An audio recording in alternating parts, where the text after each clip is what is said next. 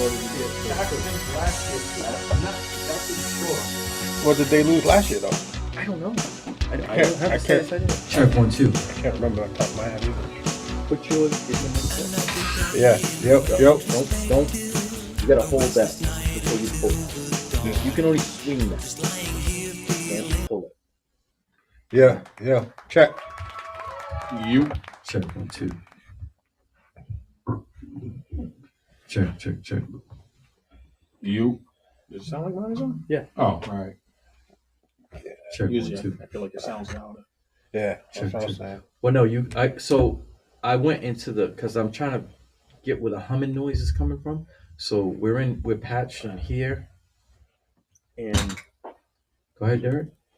Check. Earliest picks. Check. Check. Yo, Bill Self is check. Bill Self is out for the whole tournament of the Big 12. Check 1, 2. I just got the update. Undisclosed Check 1, 2. illness. Ooh, what? Bill Self, he's out for the whole. They said he was just going to miss tonight's game, but I just got a notification he's out for the whole tournament for an undisclosed illness. The Jets just finalized the trade with Baltimore for their safety. Yeah. Shot clock. Jets will send 2024 seventh round pick to Ravens. I don't even really know that dude. I don't either. All right.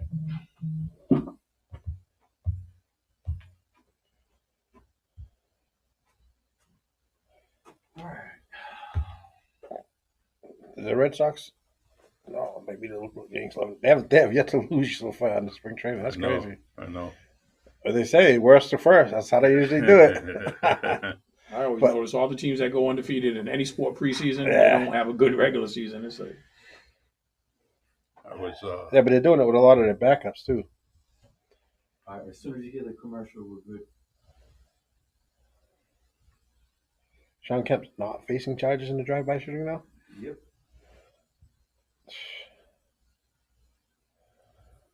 They probably arrested him because he had a gun and he So was, he was in the waving car. Yeah. waving in his left hand. Yeah.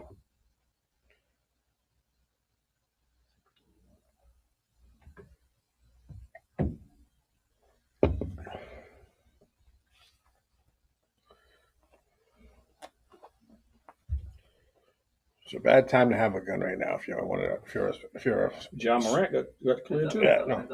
Colorado, yeah. I would like to. Okay, let's go. Sports online radio station. WND1 radio Broadcasting live 24/7. All music genres. WND1 radio. Your urban music link.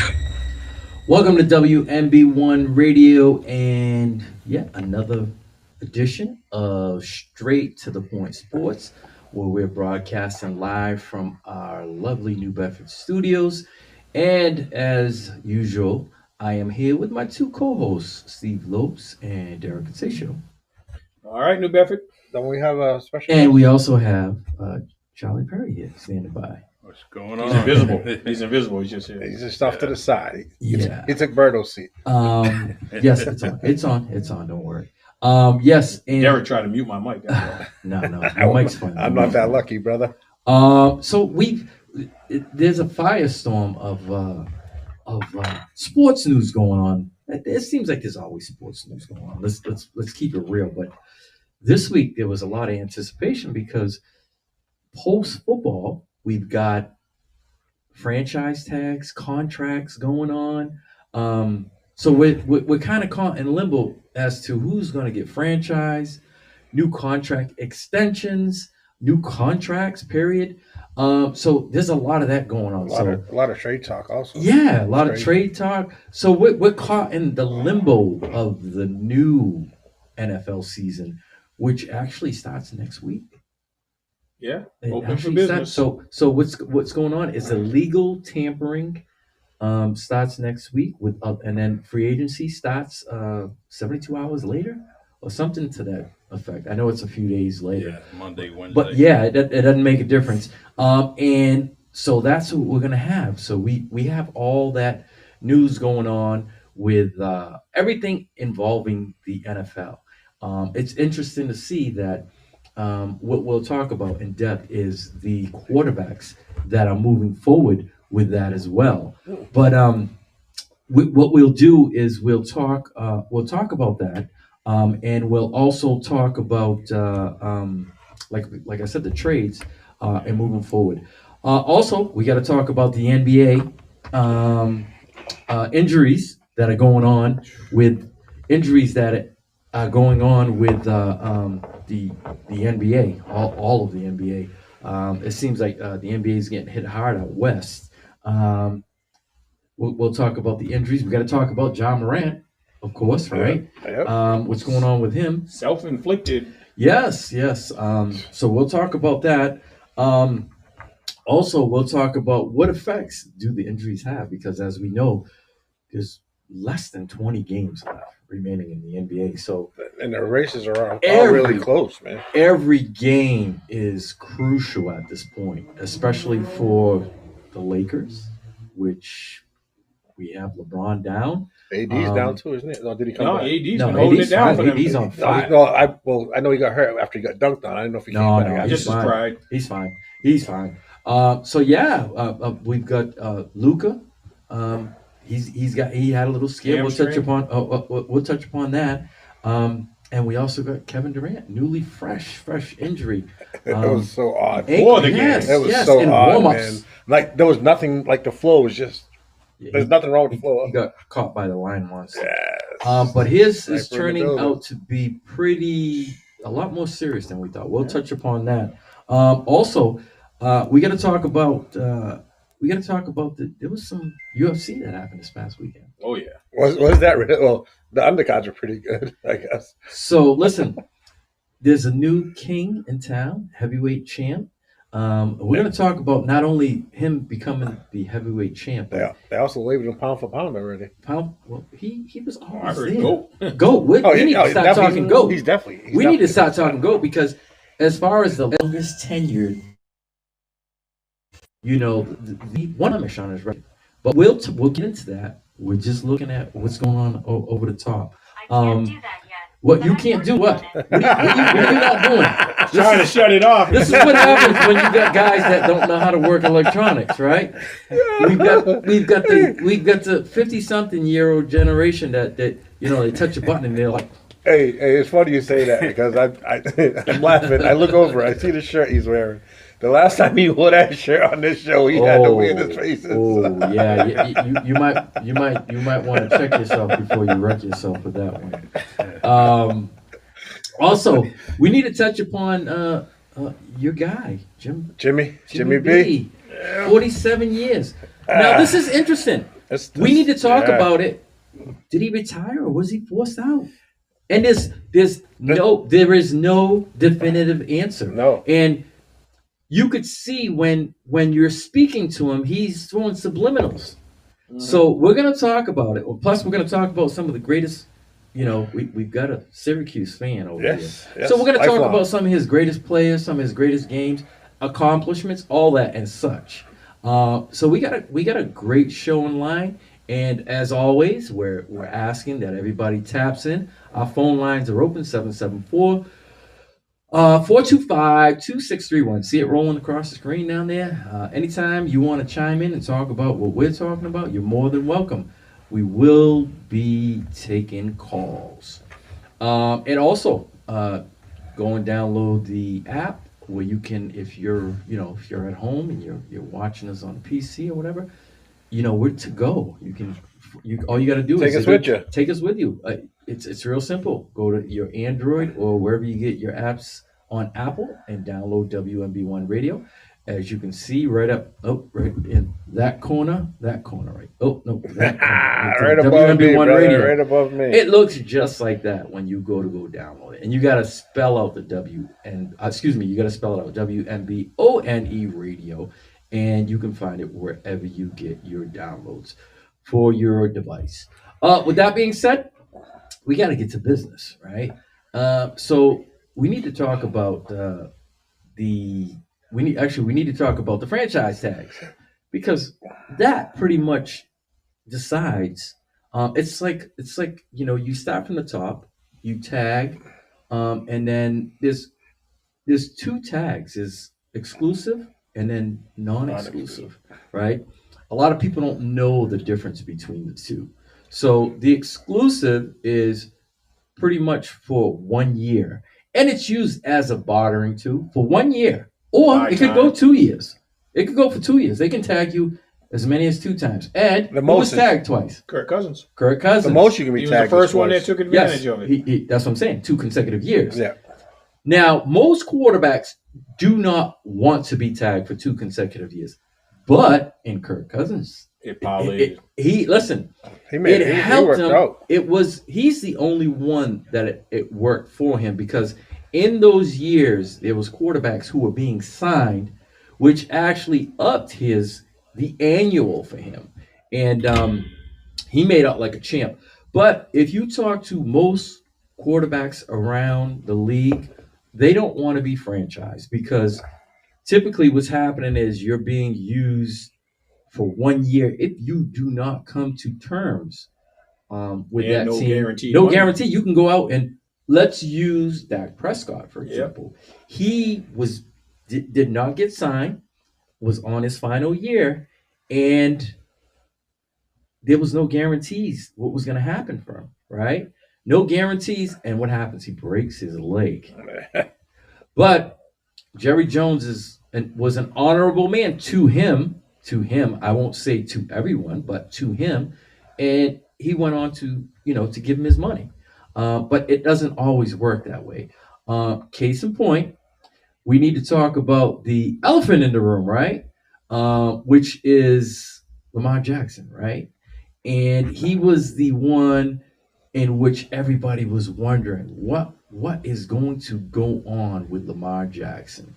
And we now know that they couldn't come to terms with him, so they put the non-exclusive tag on him, which basically states that you can go out and negotiate your own contract with whomever you like. Hey, go out there and see what your net worth is. And if you should you find a suitor, your original team, which is the Baltimore Ravens, has a choice to match it. If not, and that team takes you over, you get 2 number 1 picks. That's crazy. Okay. That's the part that I don't get. Why would you get 2 number 1? Why should they get 2 number 1 picks if you can't come to terms with it? Compensatory. That's it. No, I understand that too, but that's it. So That was collective bargain. That's Yes. something the league sets. So- I know that. So you don't want to leave the cupboard bare. That's what it's saying. Okay, we don't want to deplete you, especially at the quarterback position, which is typically the number 1 position. We don't want to leave you stranded. So Yeah, but we're going to give you. I see we're gonna one give number you 1, one. but 2. Most quarterbacks are going to be worth 2 number 1s. People are trading 2 number 1 picks to move up in the draft. Derek. Exactly. Yeah, you don't even know what you're getting in the draft. That's Yeah. a crapshoot. You're getting an established and former MVP. Yeah. So that's why I think the value is a little higher. with a lot of injuries. That's all right. That's why they changed the whole rookies pay scale to keep people from holding out. Yes. They slotted off. The league had to step in and say, this is getting out of hand. So they set the So the standard. rookies at one point in time were making more money Then the coming established into the people. draft than the guys Yeah. who had been in the league No, I 4, 5, 6 years. I get that part. So they basically put a cap on it and said, "Hey, listen, let's take care of our guys that have been upholding the league, as opposed to the guys who might be in the league for 2-3 years." Which only makes sense. But I, from my point of view, I think it's fair. I think for most quarterbacks in the league, you're going to get at least minimum, I think, 2 number 1s. If you are a quality quarterback, even if you're not a quality quarterback, you're going to get at least 2. How many did Deshaun Watson get? Well, put it in perspective. Look at the Bears situation right now. They're going to get 2 number 1 picks just to move down Yes. 3 picks. Yes. And you don't even know what the rookie's going to produce. That's the whole argument is people are gambling on the futures of people who haven't stepped foot in the league. So an established player's got to be worth more. Yeah, it's just one of those things. That wasn't me that fell something. There's another old age person in there. It's just one of those things that it was bound to happen. Either, I mean, we had talked about it. There was some words saying that there might have been collusion amongst the NFL owners. I don't believe that. To a certain degree, I do. I don't believe it, because at the end of the day, every owner wants to win. Yes. And I But think, at what price? but this is the thing. So this is the thing. You got to look at every individual player on their own merits. For me, so Lamar Jackson, if you look at him the last 3 years, he's fizzled out at the end of the year, right? Well, gotten hurt. Yep. But this is what I'm referring to. So they've taken that into account, and they're looking and saying, hey, he's a running quarterback. And Slightly built. and yeah, small in stature. And this is his game. Come hell or high water, he is that guy that's constantly going to run. And we don't know if we want to give him all that guaranteed money if he's going to run like a running back. So I tend to agree more with that they're saying, well, you know what? We don't know if we want to pay a quarterback who is a run-first quarterback than throw. And I can see that point, but I'm going to play devil's advocate here, because who are the teams that we were hearing rumored for Lamar Jackson, right? We were hearing pretty much all the teams in the South. Yep. Also Detroit. Well, I didn't hear Detroit as much, but even if they were in, I don't want them, but But the funny thing is, all the forerunners were the teams that came out right after they franchised them and said, we're not in the Lamar Jackson business no more. So that feels like there was some type of previous conversation. What did we just have last week? The combines. Who met? All the owners met at the combines to discuss business too. That's when a lot of the trade work gets done, the framework gets set. And all of a sudden, Atlanta, whose owner had already come out and said he would bid for Lamar Jackson because he had the success with Michael Vick, all of a sudden he's changing his tune. And he's coming out saying, we're not going after Lamar Jackson. Who's another front runner? The Commanders. We're not going after Lamar Jackson. Who's another front runner? Everybody, Carolina. We're not going. They were into Deshaun Watson, so they were up there in the money. I think the owners got together and said, we're putting an end to this nonsense about players demanding all this money, and we get screwed in the long run. We're not giving out guaranteed money. Just because one team was dumb enough to give a quarterback $240 million, yes, that was a dumb contract, no matter who the player was. For me, I think that it's almost a mistake to start discussing numbers, because it's almost like playing poker, right? You're kind of showing your hand and you're giving your value. So as a someone who, I think there's a couple of mistakes in which Jackson made. Not having a agent is huge. There's some lack of experience there. I mean, let's face it. It's him and his mother that are walking in the war room.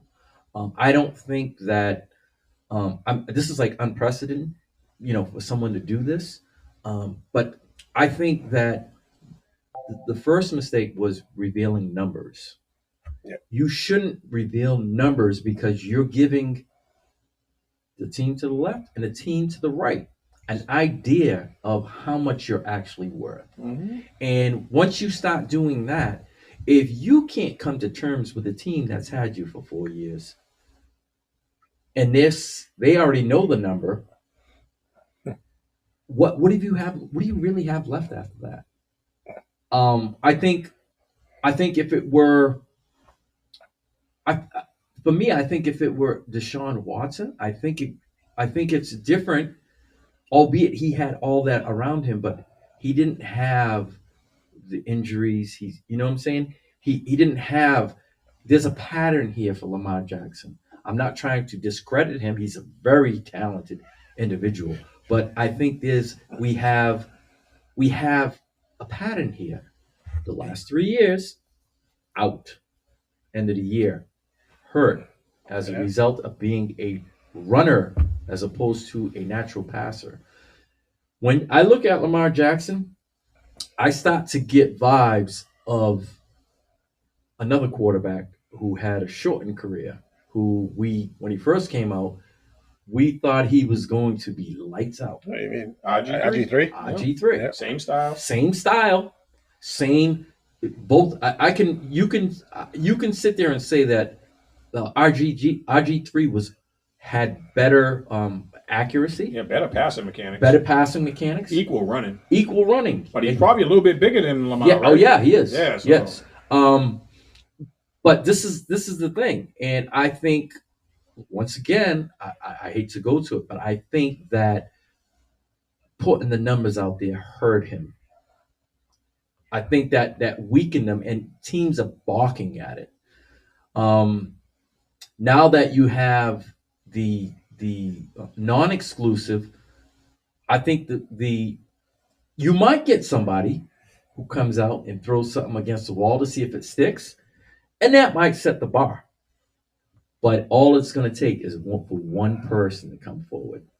Yeah, that's what he's betting on. That's what he's hoping. One team. And then when that one team comes forward, that might 25, Yeah. 30, 30, 35. Yeah. It may happen. But I firmly believe that letting those numbers hang out there has hurt him moving forward. The only thing that we don't know, because nobody's revealing the inside information to us on both ends of the negotiation, has he been in contact with somebody that's already promised to offer him that money? And that's why he feels so bold, because I feel like it's a dumb move to not get a contract signed long term just because of the injury factor. Even if you get $200 million guaranteed. I don't know. $200 I don't. million guaranteed. That's something that you got to keep. You got to keep in your own pocket. That's And something he you may got to be keep. doing that. Somebody like the Raiders might have talked to him on the side and said, "We're going to offer you the whole thing if nobody steps up, as soon as they allow us to." And we'll see. Yeah, I don't know, He only needs one. but that's it. Just one. And the Raiders don't have a quarterback right now. Exactly. No. Moving forward, it seems as if this will be a big week upcoming as far as it goes for him, I should say. This could drag on for a little bit, but it's yet to be determined, and I'm sure within the next week we're probably going to hear some things. I hope he gets the best contract possible, but I hope he's not stuck on that guaranteed money just to beat Deshaun Watson's money. I That's believe the he- wrong reason. That's what I it believe- sounds Yeah, like. that's what it man. sounds like, and I'm That's just what it hoping sounds that's not the case, I believe it. because I believe I've it. heard the rumors that he was offered $200 million guaranteed and turned it down. Yeah. Because he What- wants the 230 from or Baltimore. 240. Yeah, Yes. Baltimore. yeah. And this is where I said it hurts, because now that's the bar.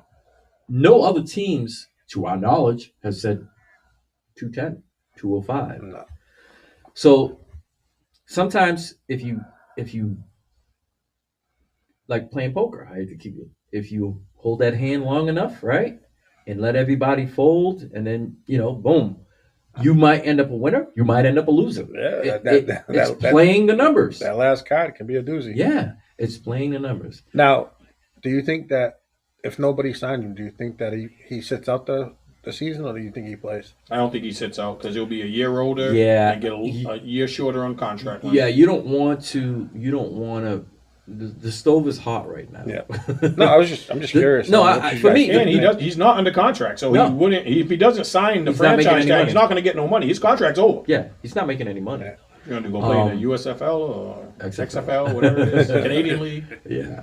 It remains to be seen.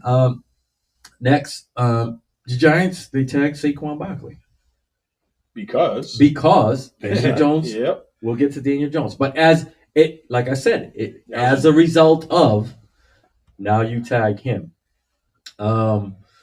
We know that the running back market has gone down a ton since the two huge contracts were signed. Running back? Oh, Yes. 3.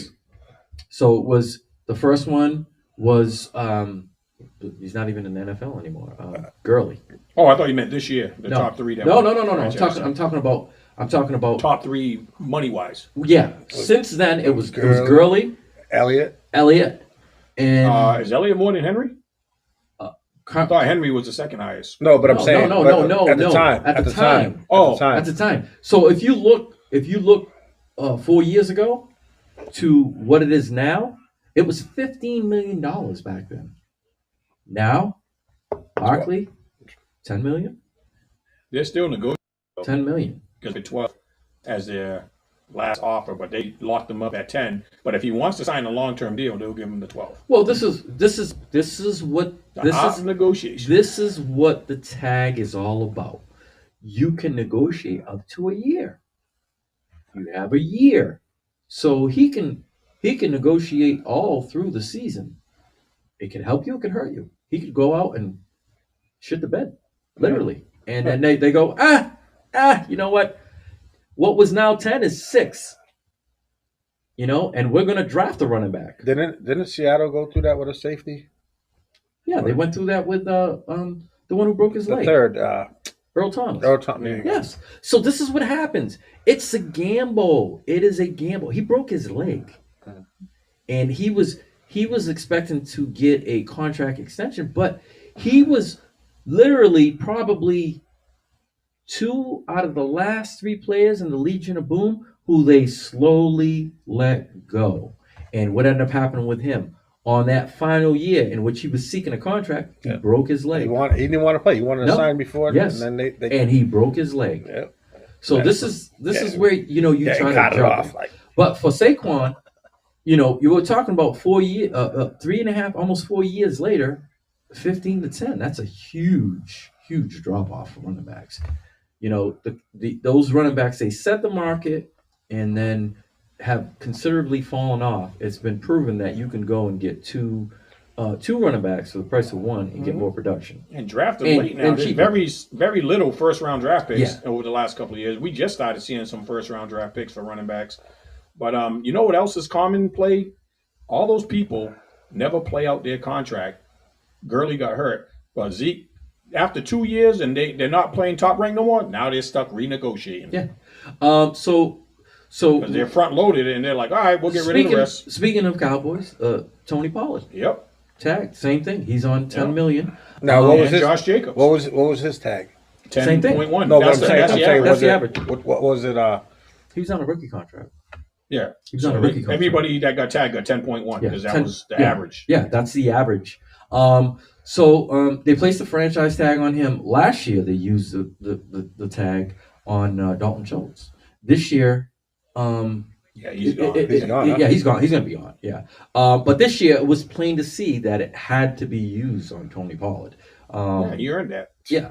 No, he by far the last 2 years has been the better running back. Yes. And deservedly slow. Now And younger. So the Cowboys are, I believe Zeke is due $12.9 million, Oh, that's what he's doing. and he will be cut. What he sees is And he will be cut. Is he gonna be cut, or is he gonna he's take? going to will be cut. renegotiate. I think his pride's going to. Well, no. He wants So- to stay a Cowboy. So what happens They're gonna is cut him and sign him again. yes. So they say, or they can redo his yeah, contract. convert it into a bonus. Yes, they can redo his contract, and put it longer over years with no money guaranteed after. If I were the Cowboys, 2 years.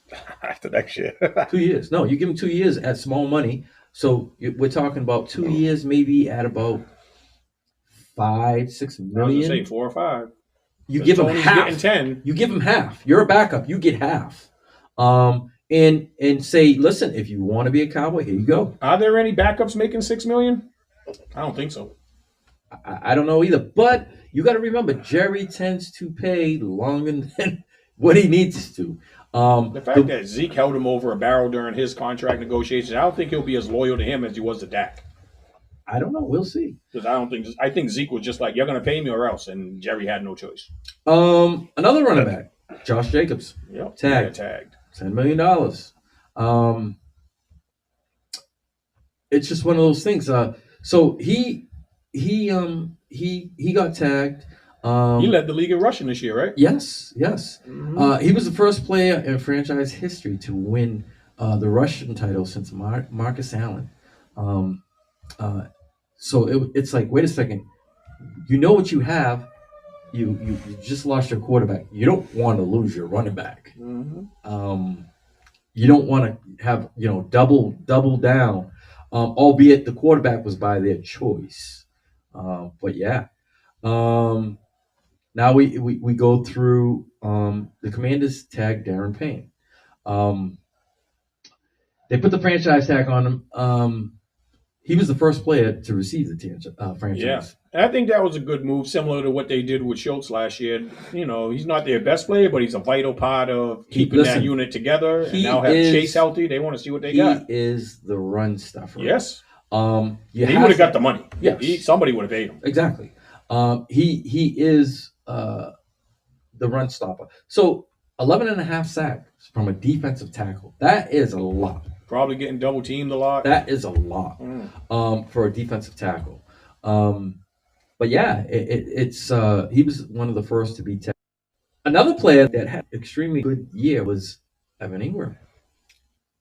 Yep. That guy, he's talented, man. He just couldn't stay healthy. He stay stayed healthy for 1 year. Didn't get hurt this year. Yeah. That's a lot of people's story. He put up numbers. Him, Lamar, these guys, if they could stay healthy, their value would be up. But and the quarterback that he had an impressive year this year. He had a better year, but I think that's getting rid of the coach. He improved. Not only that, but Ingram stayed healthy all year. That helped. Yeah, that's what we said. Yep. Christian Kirk was a big help pickup for them. So and then Travis Etienne was healthy this year, and he contributed. Yep. Yeah. So here's the difference, right?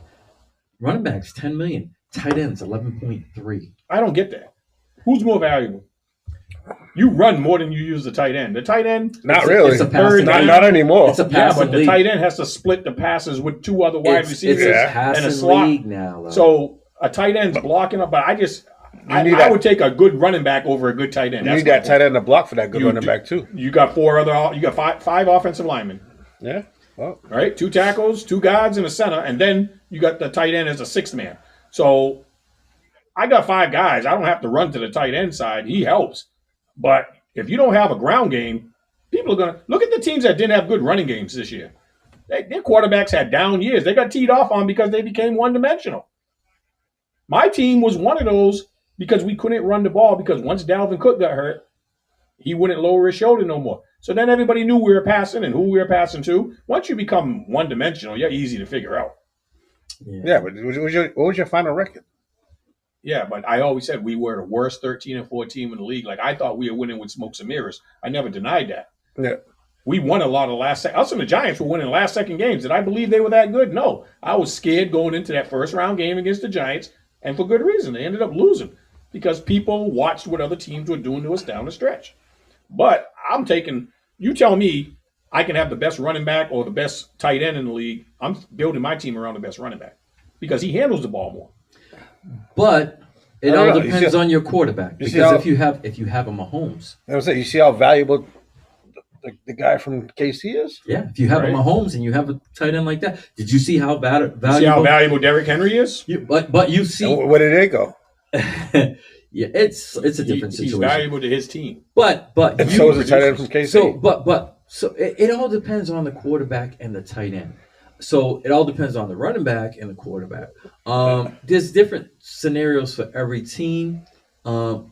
Case in point, Gronk. When Gronk was playing for Tampa Bay, Brady was thriving in the red zone. Yeah. He didn't have a red zone guy this year. Well, he had one, but everybody knew who that one was. He didn't have even he didn't produce. Well, he's not a tight end. No, but I'm saying he even though they had a tight end, he didn't produce.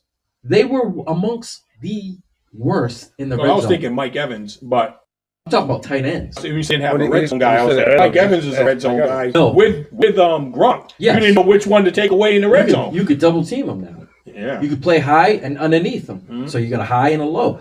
But when you had Gronk, you had that it factor because number one, he was a physical specimen in the red zone where he could literally out jump, out physical. Yeah. And Gronk's an athlete. So yes, and he could block for you too. Yeah, he definitely was one. He was underrated as a blocker. Yeah, it all depends on the team, but I just wanted to make the point from running back to tight ends. The tight ends now have surpassed the running backs, And it just goes to show you in which direction the league is going into in that aspect.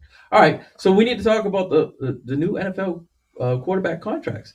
There were Three guys. three guys Three pretty guys? much that got paid, and Who was worth it and who wasn't? but this is the thing, they did not get league average.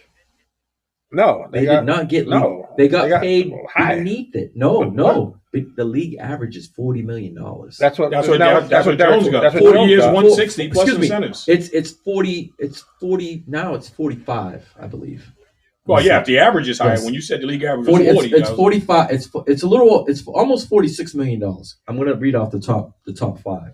So the one who got Mahomes. so the one who got paid the most was Daniel Jones. 4 years, 160, which comes out to 40 million a year? 40 million a year. All right. Now I have a little bit of problems with this because first of all, I have a lot of problems with it. One good year. Yes, year, exactly. right? That's what we're all thinking. Like, that's Listen, crazy, man. Listen. 1 year in. All right. So we'll read off some stats. Okay. Chago, forgive me for this. All right. Why? Forgive me for this because he's gonna say I'm hating, but no. It's when the truth. you produce stats to complement your argument, it's that's why I run into men lie, women lie. Stats don't lie. Numbers don't lie. I was about to all say right? that. Numbers So, don't lie. We're gonna give his first 4 years. All right, 67.2 completion percent. He threw for a little over 3,000 yards, 15 TDs, 5 interceptions. He had a 92 QB rating, which was his best year. His first year. All right, 2021. He digressed. 64.3, 2,400 yards, 10 TDs, 7 interceptions, 84.8. 2020, 62 has gone down. He went up in yards, 29. 11 TDs to 10 touchdowns. 11 TDs to 10 interceptions. 80.4 quarterback rating. All right. 2019. Actually, I read them. I'm reading them backwards. Yeah, I was just saying. 2019. Further away. This year was his best year as far as Yes. TDs to 68. interception. But you could see. So I'm going backwards in the other. But 2019. He was 61.9%, 3,000 yards, 24 to 12, 87%. All right, so in 4 years, one playoff appearance with a lot. They got blown out. They didn't even lose. They got blown out. No, they won the playoff appearance. No, that was this year. Oh, The last time before this year, they okay. got Yeah. blown out. Yeah. Philadelphia. No. I'm sorry. So they beat you guys in the playoffs. In the first They're round. 1-1. They're 1-1 Yeah. with him. yeah. Then they got blown out. Oh, they didn't make the playoffs. They didn't make the any other playoffs year. with No, him. this is the Yeah, first They're time. 1-1. They're 1-1. So he's got 2 playoff games and he's at 500. 1-1. So he's got 60 TDs to 34 interceptions, which is pretty much below 50%. And he has an 86.5 QBR rating. 64% pass completion. And you're going to give him $40 million? Now, I would have done what Seattle did with Geno Smith. So I'll read you his numbers, okay? 3 years, 105 mil, Yep, 35 33 mil a year. But his first year, it was like a thank you. They gave him You said 3 years, 105, right? yes. Yeah, 3 that's years 35 million a year. Three times 30 is 90, and then another 5 for 3 years, 15 is 105. Yeah, but 52 mil guaranteed. So his second and third year aren't. They got 52 Oh, million. he's in getting the his first money up front. Yes. I was just Yeah, saying the average salary. No. He got He's getting- 35. No, it comes out to 33 Okay. because they're giving him 52 52 in the first year. year, That's crazy. guaranteed.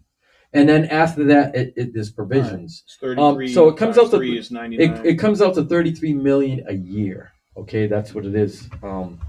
After everything's figured out, I would have gone with him. I would have did something like that.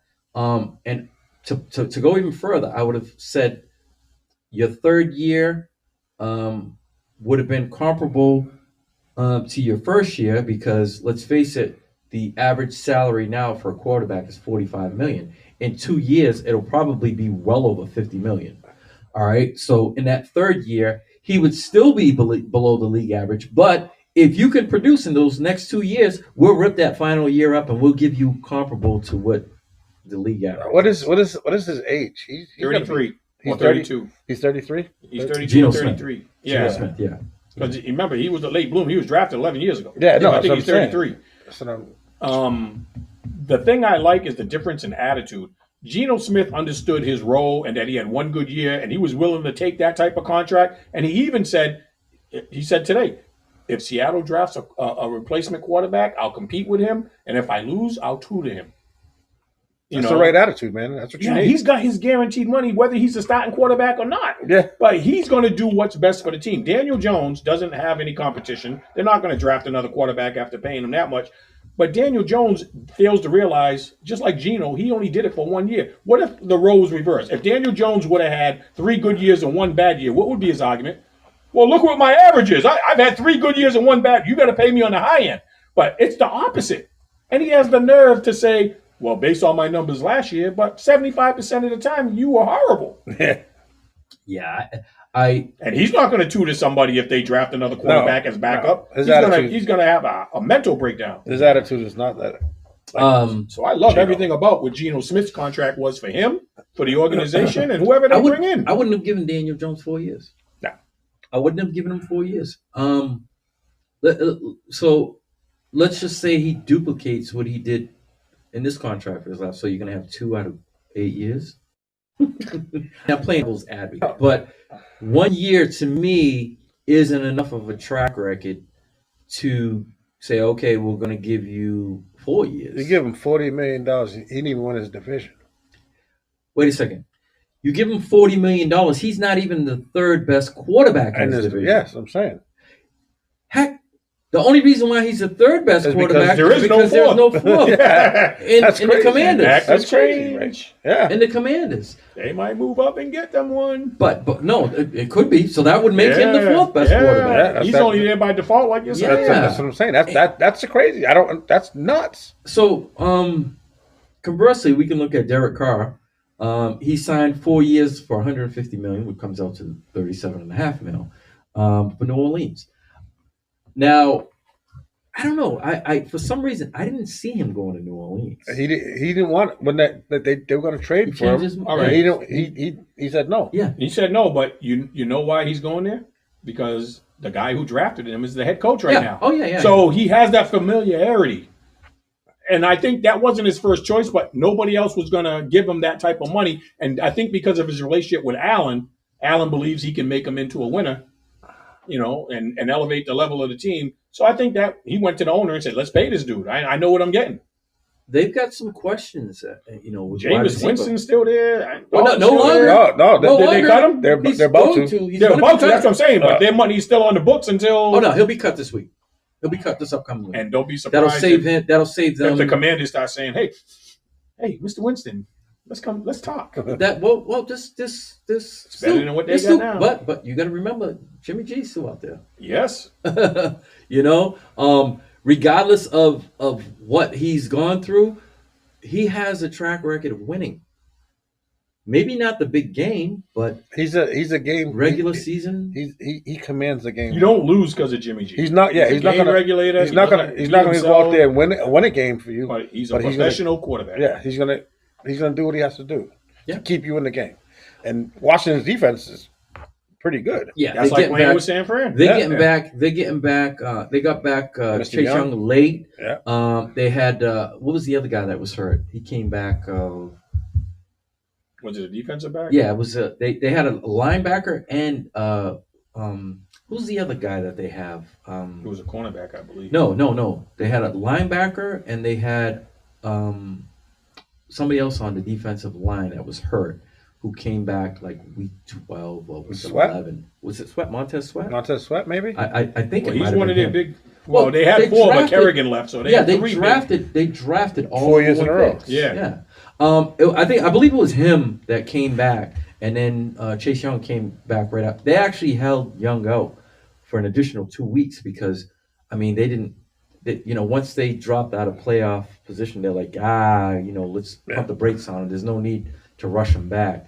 But you could see in the last 4 to 6 weeks that that the defense got pretty good. They Yeah. got better because they were getting back to what they had, and now not making the playoffs, they're gonna have a pretty decent pick. So I'm sure they'll use that to they'll parlay that into something. But with all that being said, they still need a quarterback. Yeah. So that remains. There's gonna be a few out there. Oh yeah. There'll be so like we were talking about. We still have some unfinished business with Jimmy G. Winston's going to be available. Marcus Mariota. Not that he's a big.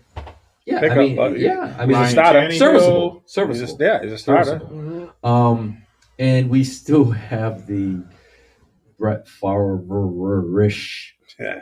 issues going on in I Green hope they Bay. resolve that quick because I know a lot. That's the domino that needs to fall so everybody else can move. Because if people don't get Rodgers, they have a backup plan they'd like to go after. He's holding up everything like he always does.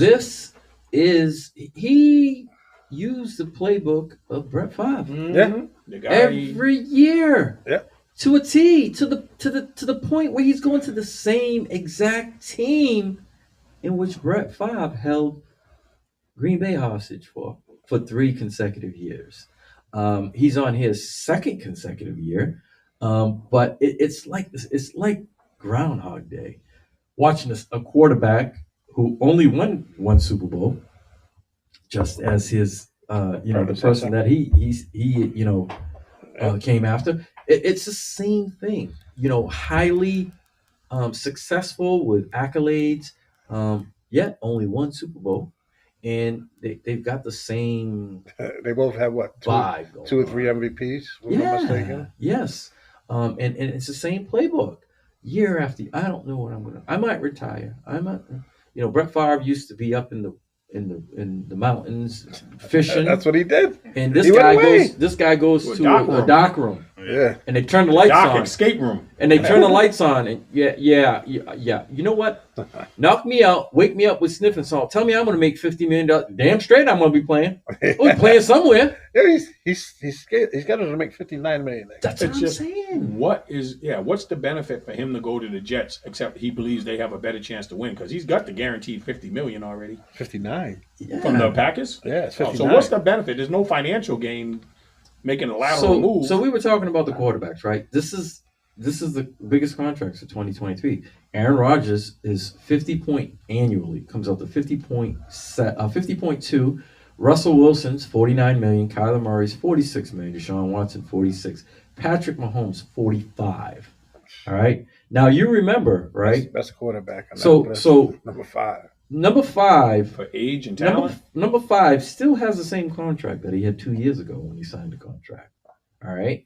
It hasn't moved. It dropped. All it did was brought him from number 1 and it dropped him down to number 5. Yeah, he knows he has another big contract. Yeah, in him, of so he's course he going to does. break the bank on that. Of course one. he does. All these 60 other million. quarterbacks have all 4 through 1 have gotten their contract within the last year. And none of those other guys got a ring, right? No. Oh, Rogers got Rodgers one. got one. He got one. 10 years ago. Yeah, but Mahomes has 2 already. Yes. Played Russell in the Wilson. third. Russell Wilson. Russell has Wilson, one. yeah, a long time ago too. Yeah. Kyler Murray hasn't even come close to sniffing one. Nah. And Deshaun Watson, No. same thing with him. But Bargain this too. is just looking at the quarterback market, and like I said, in 2 years we're talking. I mean, the quarterback market isn't going to get any better. It's not going to get any better. Things are going the way they're moving are fast. So the next guy to get a quarterback is going to be Josh Allen. Right, he's gonna get a big. No, Josh Allen already got a Oh wait, contract. yeah, it's he's got his Herbert. extension. It's Herbert. I'm Yeah. sorry. He got his. Well, last for the year. new quarterbacks, it's going to be Herbert. Mhm. But so I wanted to because I wish I had this, and so do you now realize that you do now realize Borrow. that Daniel Jones is making the same amount of money as Dak Prescott. All right. Now I won't even put their numbers up because Dak's a better. way better. Been to more playoff games, has more playoff wins, albeit he has 3 more years. How many wins does Dak have? He has 2 wins. He has 2? He's 2-3. But albeit he has more At years. least he's been there 5 times. Yeah. Well, but you got to remember, he had a superb rookie year. Yeah, If it wasn't for that miracle catch out of bounds, they're probably going on to the NFC Championship game. Matt, what miracle catch out of bounds? you don't remember the 4th and 24? Nah. You're not a true fan. You just want me to expound upon it and relive it, but I won't do it. See the vein in Brian's head shaking. So Matthew Stafford, okay, He's on the move again. When he's talking about retiring, They're talking about trading him. and he's talking about retiring. Yeah, if he gets traded, he's going to retire. Yeah. I mean, But- how but- many years he been in the league? He's been But in the league listen, for a trade while. me. I don't want to be in LA. That's a mess out Oh, there. it definitely is. That's a mess. So you got newly Derek Carr. He's 10th. All right. Geno Smith, another newly. He's 11th. All right. We'll go to the top 15. Cousins, he got his contract. 2 And years ago? we better not extend. 35 million. I heard we're not going to, but we better. Then not. your guy Goff is at 33 million.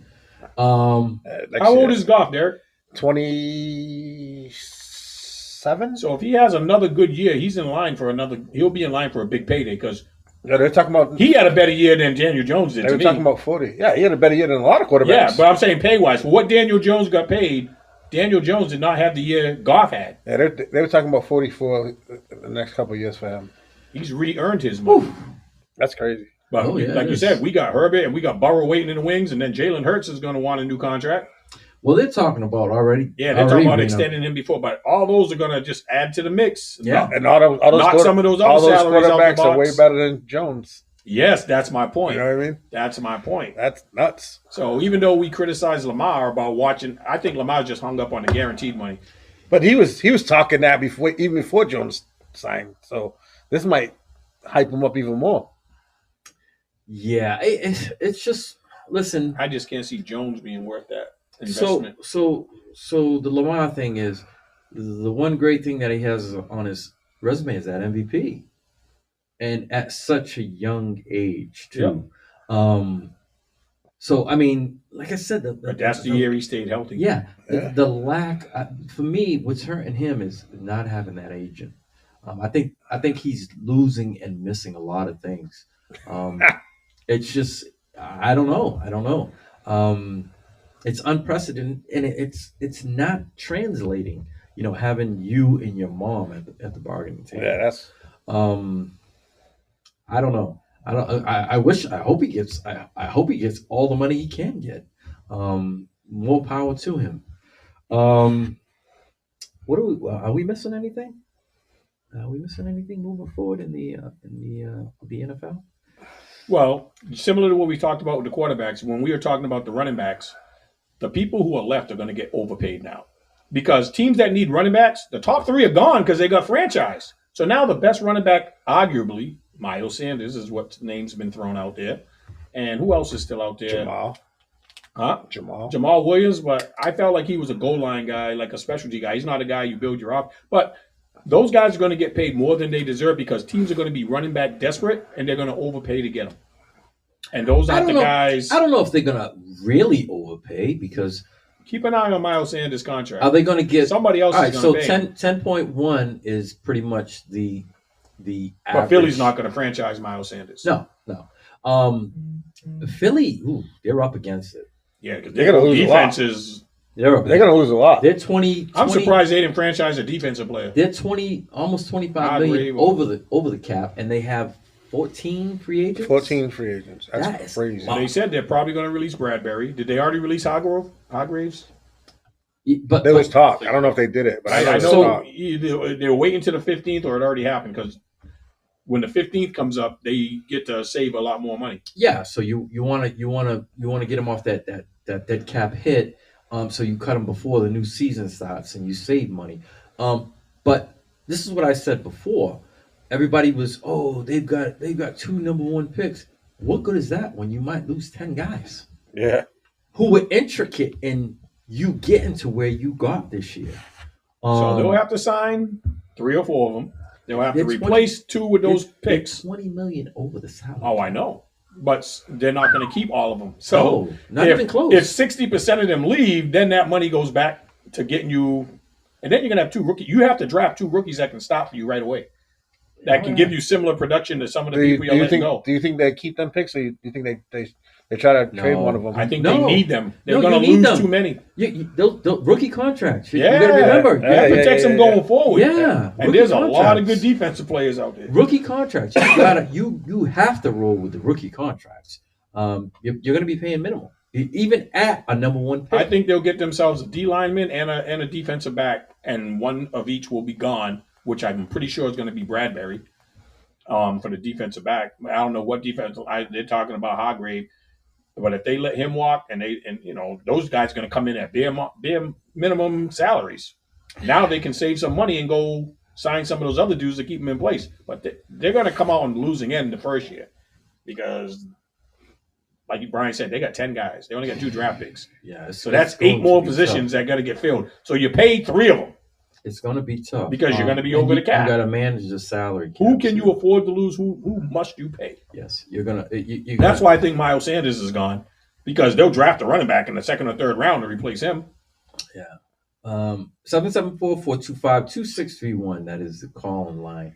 If anybody wants to call and talk about what we've discussed in the last 50 or so minutes in regards to the NFL, the tags, new contracts, also what we've been discussing in the last 5 minutes. Feel free before we move on. I heard another free agent rumor signing coming up. Somebody that was cut. And guess what? Kansas City's talking about not signing. They didn't franchise Orlando Brown. They're talking about not giving him crazy money. If he can't fit the bill, but guess who's willing to go there? Taylor Lewan. Who? That's why Kansas City's like, well, if we lose him and Taylor Lewan comes in at less money, so be it. They cut what's his name? Frank Clark. Clark, He has the 55. 3rd most sacks in playoff history. Yep. He also costed him Yeah. offside. Mhm. He costed him a Super Bowl. But I think they can recover from that. Well, not He's not super it old or wasn't a nothing, Super but Bowl, but It was no, the AFC championship. Yeah, they had the They had game the won. game, yeah. They had the game won. Yeah. And all of a sudden, it just led to the drive. And Yeah. boom. Well, you know what? The Brady was 2-0 against Pat Mahomes. Yep. But so yeah, this week coming up, we're gonna learn a lot about. I think probably this week we will see a signing from the guy that likes to go to dark rooms. We'll see a signing from him. yeah, they got to force their hand. You I don't think have Green to. Bay wants him back though. They don't They're hoping that he They decides, so it doesn't look like they're the bad guy in They- the eyes of their fan base. listen. Hey, he left us. We didn't kick him out. They've been through the. And they got Jordan Love sitting there. They got to make a decision because he'll leave. Yeah, he's on his final contract right now, ain't he? This is his last year. They got to resign. He'll be a free agent after this year, I think. I think they've been up against it long enough, and they're ready to move on from him. I think like I said, I think they've lived this nightmare for 2 consecutive quarterbacks, and they said, well, after the first one left, we recovered nicely with the second one, and once the second one leaves, hopefully we'll do the same with the third one. They're willing to part ways. He didn't succeed in getting rid of the general manager, and moving forward, I don't think anything good can become of this. It's time to close the chapter on Green Bay and move forward. Let's get them out of here. This guy's Right, like, Steve? Let's get them out of These here. guys are like, yeah, let's get them out. I can't even laugh because They've no been matter on what, top for so long. They can't stay there forever, man. Let them start the rebuild. We've all had to go through the rebuilds. Yeah. Nobody felt bad for us. No. So what we're going to do is we're going to take a quick commercial break. And when we come back, we're going to switch it over. We're going to talk some NBA and NCAA. So make sure you keep it locked right here to WNB1 Radio and Straight to the Point Sports. It's no secret that the trucking industry is struggling for drivers. So why not look for a school that can get you the credentials that you need to start that new career? Get on the road to success with J&J Driving School and Logistics Incorporated. Located at 978 Nash Road in New Bedford, Massachusetts, J&J is a black and woman-owned trade school leading the South Coast in CDL training. J&J offers the most comprehensive training programs for CDLs A, B, and school bus training. Don't let opportunities drive right by you. Go and see our friends at J&J and get your CDL career started right away. And be sure to tell them that WNB1 Radio sent you. Reliable Bus Lines Incorporated has been a leader in the school bus industry for over 40 years. Founded in 1980, Reliable Bus Lines Incorporated has provided the South Coast and surrounding areas of the Commonwealth transportation services ranging from private to contracted school bus and van services for corporate transportation. Specializing in school bus transportation, Reliable Bus Lines cares about your precious cargo. Our drivers are trained and certified and understand the importance of being on time and getting students to and from school safely. A staple in the greater New Bedford region, Reliable Bus Lines Incorporated is a women and minority-owned company. Our staff prides itself on being diverse, professional, and helpful. Call now to book your next outing, 508-992-0342. So come and take a ride with Reliable Bus, the bus you can trust. And don't forget to tell them that WNB1 Radio sent you. Is your house in need of a good paint job? We have the perfect solution for you. Yes We Can House Paint. Yes We Can Painting paints everything from interior to exterior projects. From dining room, living room, pantries to cellars, or if you're in need of a total makeover where the outside of your home needs a new paint job, then Yes We Can House Painting is the perfect painting service for you. With 15 years of experience, Yes We Can House Painting will give you a professional makeover that will have your neighbors glowing with envy. Call Yes We Can at 774-510-4840 or email them at yeswecanpainting@gmail.com and also tell them that your friends here at WNB1 Radio sent you.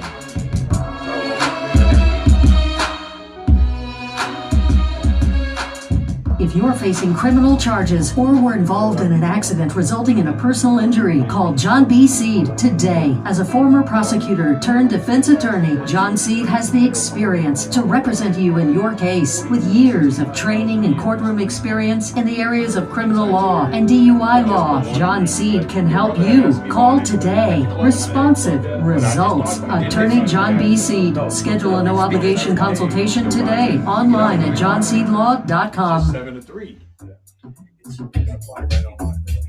This hour of WNB1 Radio is sponsored in part by Port Royal Lounge and Cigar Bar, which is located at 26 South Water Street in New Bedford, Mass. Port Royal is conveniently located just a short walk from the Island Ferries in historic downtown New Bedford. Port Royal is the newest addition to the city's electric bar, restaurant, and nightlife scene, where they specialize in serving top-shelf vodkas, whiskeys, tequilas, wines, rums, as well as a plentiful variety of bottled beer, craft beer, and signature cocktails. Port Royal also offers a wide variety of today's best-selling premium cigars for a discerning clientele. Some of the cigars in stock include Acid by Drew Estate, Monte Cristo, Macunga, Cohiba, Rocky Patel, Romeo and Julieta, My Father's, and Nub. So go ahead and head on down to Port Royal and enjoy an adult beverage along with a cigar. And be sure to tell them that WNB1.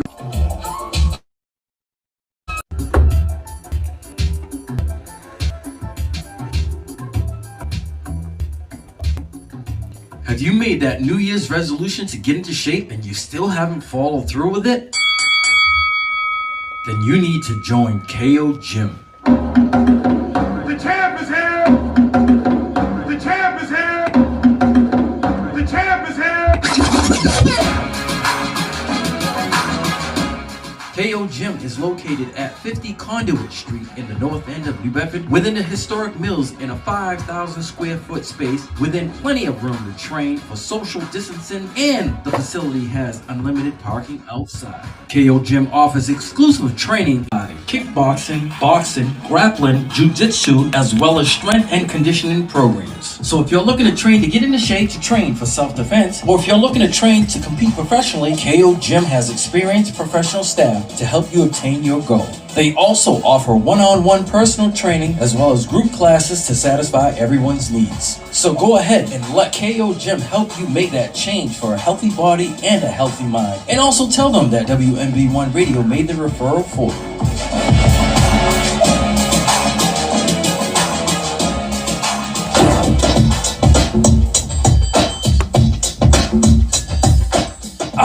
Yes, spring is in the air, and if you're looking to get cleaning done the right way, then Newbie Cleaning is a cleaning service for you. Newbie Cleaning is a licensed, insured, bonded, and a locally owned residential and commercial cleaning business which has over 15 years experience providing quality cleaning services in all of Bristol County. Did we mention that they provide services for homes, schools, churches, medical facilities, office buildings, restaurants, post-construction cleanups, and after-party cleanups? Newbie Cleaning has customized packages that tailor to deep cleaning, whether you're moving into a new home, moving out of an old home, or you simply want that vacation home clean. Newbie Cleaning is flexible in booking appointments weekly, bi-weekly, monthly, or if you just want a one-time clean. Newbie Cleaning takes pride in the level of service in which they provide, so they have a higher level of cleaning experience that they can add to a business to ensure that they are up to code and compliant with cleaning regulations. You can rest assured that once they clean a service location, all products and equipments are used solely for that location only. No mop or no rag is used and transferred to another location where germs can be spread. They pride themselves on quality service, and they do the same with their employees by offering competitive wages as well as flexible schedules. Remember, cleaning service is the perfect gift for realtors looking for closing gifts or for showing your appreciation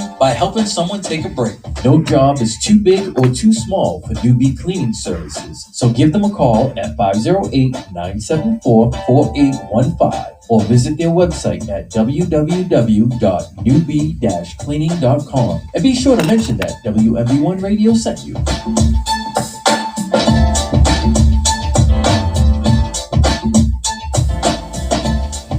Welcome back to WMB1 Radio, and yes, we're in our second hour, and we're going to be talking some NBA, some NCAA, and also some UFC. So first we'll start with the NBA, all right? So as you know, the NBA is in its final month of the regular season, and we have a lot of things going on in the way of injuries that may have a significant impact on how the seeding is going to I hate that. be. I say that in football too. It's hard. It's a part of the game, part of but the I game. just hate when it's decided by injury. So let's just first start with we'll start first with the injuries, okay? We need to talk about the players who are currently injured, all right? So there's three prominent players, and they just happen to be all in the West. We got LeBron, Luka, and as of last night, KD. Can we add a fourth? Who? Is it someone else? Yeah. Zion's long term too. No. Zion isn't got anything to do with what's going on with the playoffs. Well, his team's still fighting for a spot. They were number 3 when he got hurt. Now they're down. How many months ago did he get hurt? Down to Yeah, 7 or 8. 2 months? They just said that he's going to get reevaluated Yeah. in 2 weeks and might not make it back. I just think that affects their playoff Yeah, you know something. outside chance. So they're so much better with us. Yeah, but you know what? As the playoff race goes on, I just don't see them in the thick of things because of him. Once again, here we are. Last 3 years, we're running into the same thing. He is turning into The Lamar Jackson with the NBA. no. I hate to use the word a bust. Because Thus he can't Can't stay healthy. But when he's healthy, He's productive. What is the best type of person? availability. Yeah. There we The go. best ability. The Greg Oden of now. in contrast, right? We see a small sample size of one Anthony Davis, right? But can he do this continually without getting hurt? He is now doing what LeBron James was doing while he was out. Okay. If this guy can stay healthy, he'd be up there with the Giannis's and the big guy from Philly. Mhm. But he just can't Embiid. stay healthy. Yeah. It's one of those things. Now we can look at it and say, you know what? In the last 2 years, this has been the thing with the Lakers. If LeBron is not hurt, AD's hurt. If AD's not hurt, LeBron is hurt. They might both be hurt. Yeah. And it's just one of those things that you put a guy who has always been hurt with a guy who's in his 20th season where Father Time's finally catching up, and those injuries are now starting to, show up a lot more because you're in your 20th season. It's going to happen, and it's happening. With that being said, I mean, you have to give props to AD. He's putting up numbers. AD, they're 7-3 in their last 10, and he's averaging 26, 14, and 2, 35 and 11 in his last 3. So he's single-handedly holding down the Lakers. You know something? I got to give their GM props because He made good moves. Mm-hmm. At the trade deadline. He put players, shooters, slashers around that team. Prior to that, they didn't have any shooting. Not only did he get shooting, he got 3-and-D guys who could shoot and defend. Vanderbilt. All those guys can shoot and defend. That is, Russell. listen, it is the way of the NBA. 3-and-D. If you have those and you throw in, some good guard play along with you don't even have to have a great center, just a decent center, then you're golden. I mean, look no further than the New York Knicks, right? Their guard play. The guard play, all right, along with newly acquired Hart. Yep. Well, yeah, he's a guard. Yep. Brunson. You get these guys to all mesh at a certain time. They're going to do well. And Chago kind of called me out and said I wouldn't talk about the Knicks. Listen, they beat the Celtics twice in a week. Yeah. So, albeit we were shorthanded both times, but there's no excuse. You're going to play the cards that you got to play with what you're given, and kudos to them.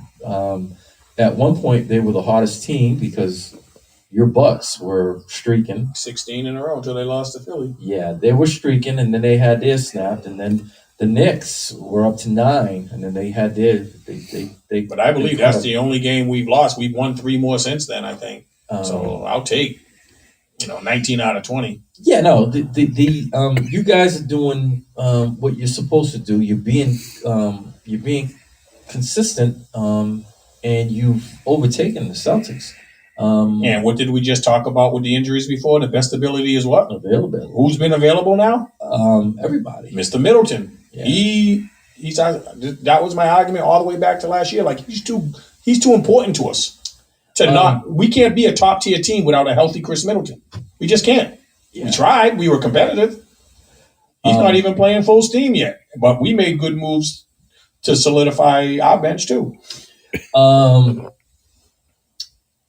So I look at that. I put Nick. So that's a little extra for you. Put it the Chago way. That's a little extra for New Yorkers.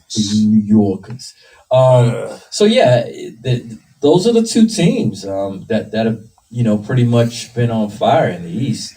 I think Philly has been consistent, albeit when they play against the when they play against, except for when they played against you all, they seem to have letdowns. I don't know. It's a strange team. It really is to me. I don't know. Maybe they could buck the trend this year and do something different. But yeah, it is what it is. I think the Celtics. If you look at the Celtics in the last week, they've blown 15-point leads to over 4 teams, and Brooklyn? they've lost. Brooklyn, the Knicks twice. Was Cleveland in that mix? Cleveland, They almost did even against you guys.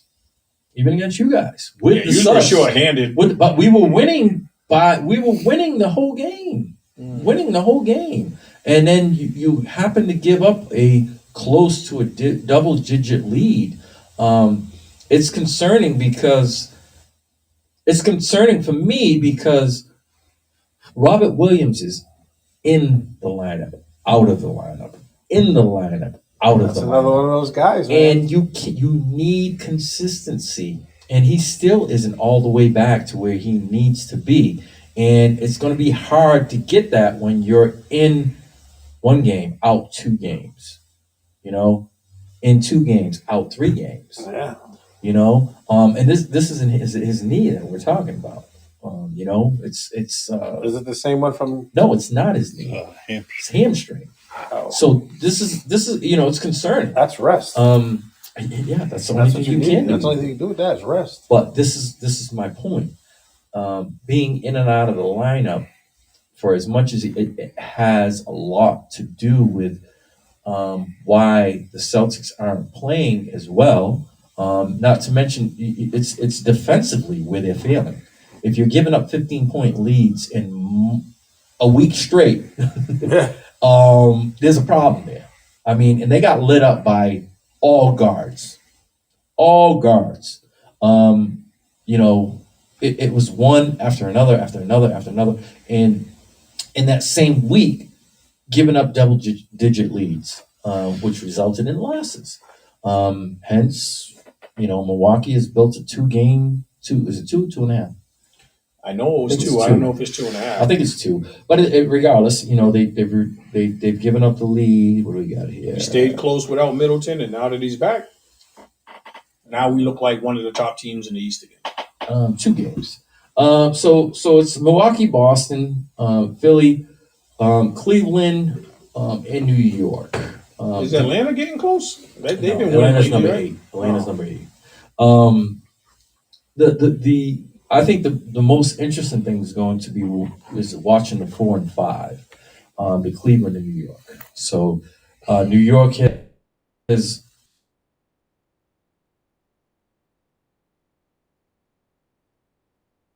And now they are 3 games away from Cleveland, so they can literally jump into the 4th spot, which is huge because that's home First round court. home game. Yes, first round.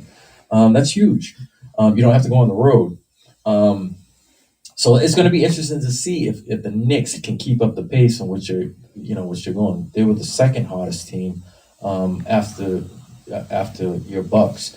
But it's concerning for the Celtics because they only got a 2-game lead over Philly now, which was once 6.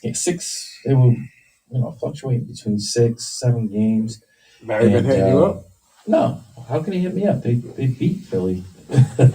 Listen, you cannot talk smack to me unless you win. And Chago, I always make fun of him every year, and and he's like, "You won't even talk about it on your sports podcast." Here you go, Chago. I'm talking about it. You're Knicks, and he's probably not even watching. So you'll have to see the replay.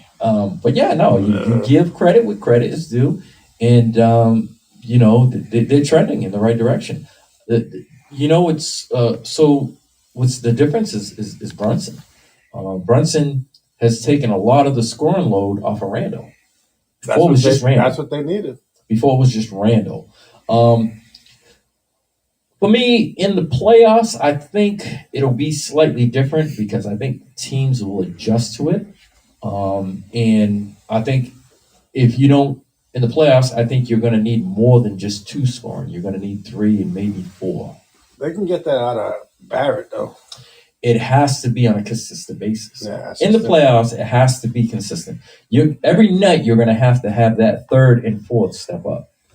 Someone else is going to have to answer the bell, because what's going to happen is the pick and roll, which they run, which is very difficult.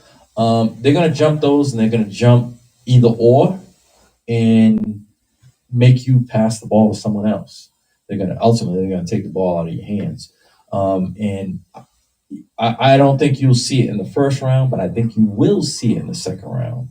It'll be a little tougher for them to do what they're doing right now.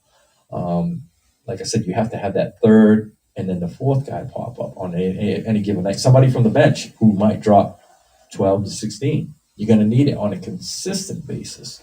You're not going to get by with just those 2 and on occasion Barrett. Because some nights he'll show, other nights he kind of just disappears. Yeah. You got to be consistent with it. Moving over to the West, as I said, it's tough. It's tough. You got those injuries going on. You got Luka and KD. Luka's doesn't seem to be that serious. Hamstring. Thigh. It was a thigh. Upper thigh. Upper thigh. Yeah, they got the MRI back today. Upper quad. I read it today. There's nothing wrong other than soreness. So in regards to him missing, multiple games, it's just going to be how he can deal with the pain and how he can play through it. On the other hand, Durant, a little weird, the injury. No, that's crazy. Especially when you saw it. Yeah. Did we all see the same? Did we all see the low angle? Yeah. And he just disappeared from the camera? Yeah. I'm saying to myself, what the heck? I thought he tripped over a ball or something. Yeah, there was nothing there. Yeah, I know. And so they're fearing that he may be lost. He's got The rest of the regular season. He's got a grade 2 ankle injury. 4 to 6 weeks, right? The same. Well, no, that's a high that's ankle. what it could be. For a high ankle sprain. That's the time for high ankle could go 6 to 8. You go 6 to 8. Yeah. High I know the regular season ends April 9th or something like yeah, that. They're fearing that he may be lost for the rest of the regular season and possibly the first round. I don't know. Depends on what the final diagnosis is. So the regular season is the end of it's April? April 9th or 19th, something like that. It's the first week in April. Yeah, I think I saw April 9th, but during that Durant there's only 16 more games left. 16 more games for most teams. So let's go on the low end. 4 weeks. That's a month. That'll bring you pretty much probably to the week before the end of the season. Can they withstand? Let's see, what place are they in? I think they're 4. Yes, they're 4. And they're only 3 games ahead of Golden State. 1 game behind Memphis and Sacramento at 38 wins. April 9th. April 9th. April yes. 9th is the last First, NBA. Yeah, so that was the day. First, pretty much the first week. But so if you go 4 weeks, that'll put you today's 9th. Yeah, that's a month. Mm-hmm. If you go March 6 9th. weeks, You said March 9th? Today's March 9th. Today's March 9th. Yep. If you go, what is it? Big Papa. Oh yeah, the greatest rapper alive today.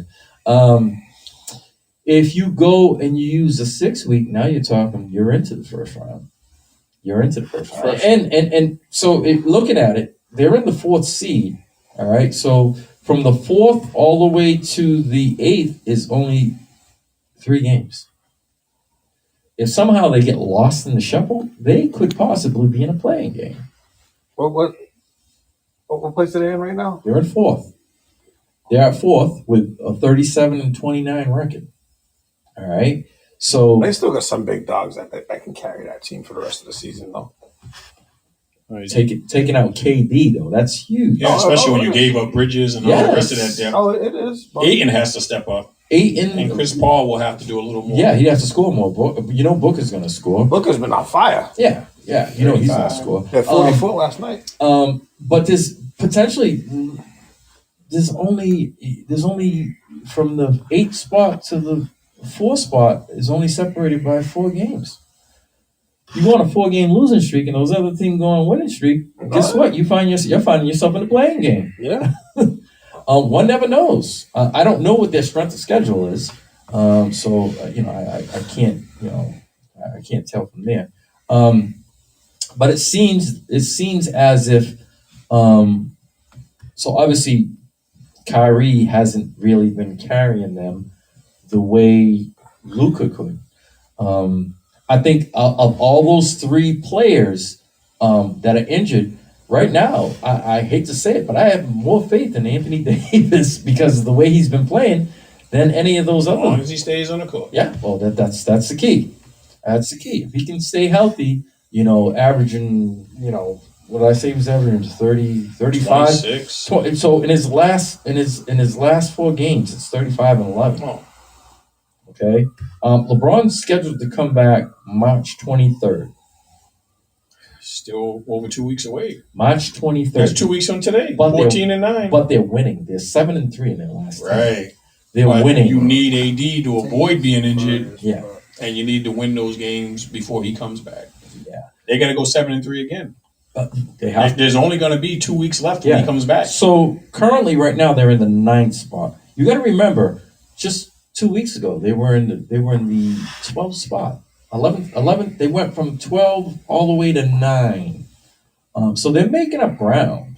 And to be fair, from the 9th spot to the 5th, from the 9th spot to the 5th spot is only 3 games difference. So it's not like as if they couldn't make a lot of ground in a short period of time. It could be done, at this pace. Winning 7 out of 10 with 16 games left. And do they currently have Russell hurt, or is he back yet? For who? For the Lakers. What Russell? D'Angelo. Oh. I think he was hurt. He was hurt, but I don't think he came back. But that'll be some added firepower. That's what I'm saying. Yeah. They got the other 3 guys with Vanderbilt and Beasley, and then the addition by subtraction, getting rid of the negative attitude and selfishness of Westbrook. That's what's really pushing them over the top. They got more depth, and they got rid of somebody who didn't want to buy into the team concept. Yeah, like I said, I'm trending more with the Lakers than Dallas or Well, Dallas can't play D, even if they stay healthy. Yeah, they're giving up they'll way score too many 124, but they'll give up 135. They broke it down on one of the shows. I don't know if it was what's the show that comes on at 3:00 every day? NBA Today or something. The Jump. Yeah. They had Luka looking around, Kyrie not even in help position. They didn't even follow the flight of the ball, and they were drawing how people were coming behind him, how easy the pass was, and they were showing him against Denver. And Jokic was like, he has not only one option. If he didn't hit that guy for the layup, he had this guy cutting in the middle. He had this guy that hit the jump shot. There were just so many bad decisions on defense, and I was just like, they're getting exploited. They're talking about D'Angelo Russell targeting Davis Friday. Yeah, so I said I knew that he was either out or getting or he had just come back. But that'll he has to pair up with Davis. I don't want to see Davis take on all the responsibility by himself. If D'Angelo Russell can give him 15 points and 6 or 7 assists, that's all they need. Some more outside shooting, some more scoring.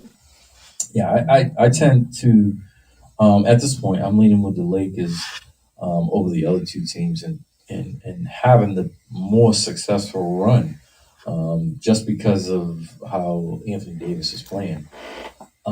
Just got to stay healthy. Man. Yeah. Oh yeah, that's the bottom line. So talking about LeBron, he made some interesting comments this past week. Yeah. He usually makes good comments, but I was kind of caught off guard by the one. So, in case you didn't know, the day before yesterday, he said, "I'm watching NBA League Pass, and I'm seeing Bronny's a lot better than some of these dudes playing right now." Where? First and foremost, he's I not can't even. name one guy. Wait a second. First and foremost, he's not even the best on his own team. Yep. They just got smoked by like 21. Yeah. Knocked Yeah, out but of- nobody believed that they were going to win the championship. They lost to a higher seed, but I think this is a public advertising Of stint. course it is. His son's high school career is over. We don't know if he's going to college, the G League, or trying to make the. Well, he can't make the jump because the league they haven't changed the rules. No, you got to 1 So year. he's got 1 year either going to G League, overseas, which I doubt will happen. So college, and he's trying to get people. He wants to play with him. That's the whole reason he made that comments. I want to play with my son, either on the same team or against him. He wants the Ken Griffey thing. He came out and said that. But that's no right for you to make that comment because he's not, like you said, he's not even the best player on his own team. And so you're saying there's two guys on the high school team that are better than current NBA players? That's blasphemous. And those aren't even the top high school players No, right now. he's only a 4-star recruit. And I was like, you're not even a 5-star recruit. Yeah. You got 3 offers you're considering: Ohio State, Oregon, and USC. That's it. You know something? We're all looking at his son Bronny, and just from what we stated, I think his best plan of action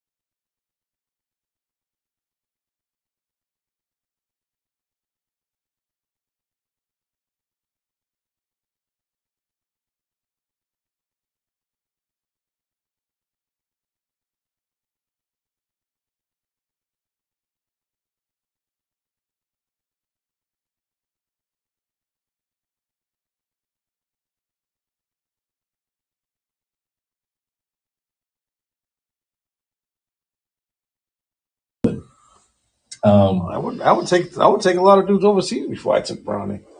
I'm at NBA. Yeah, nah, it's like I said, the LeVar Ball's coming out of him. It's all a setup, for him, and hopefully for him trying to play with his son at some point in time.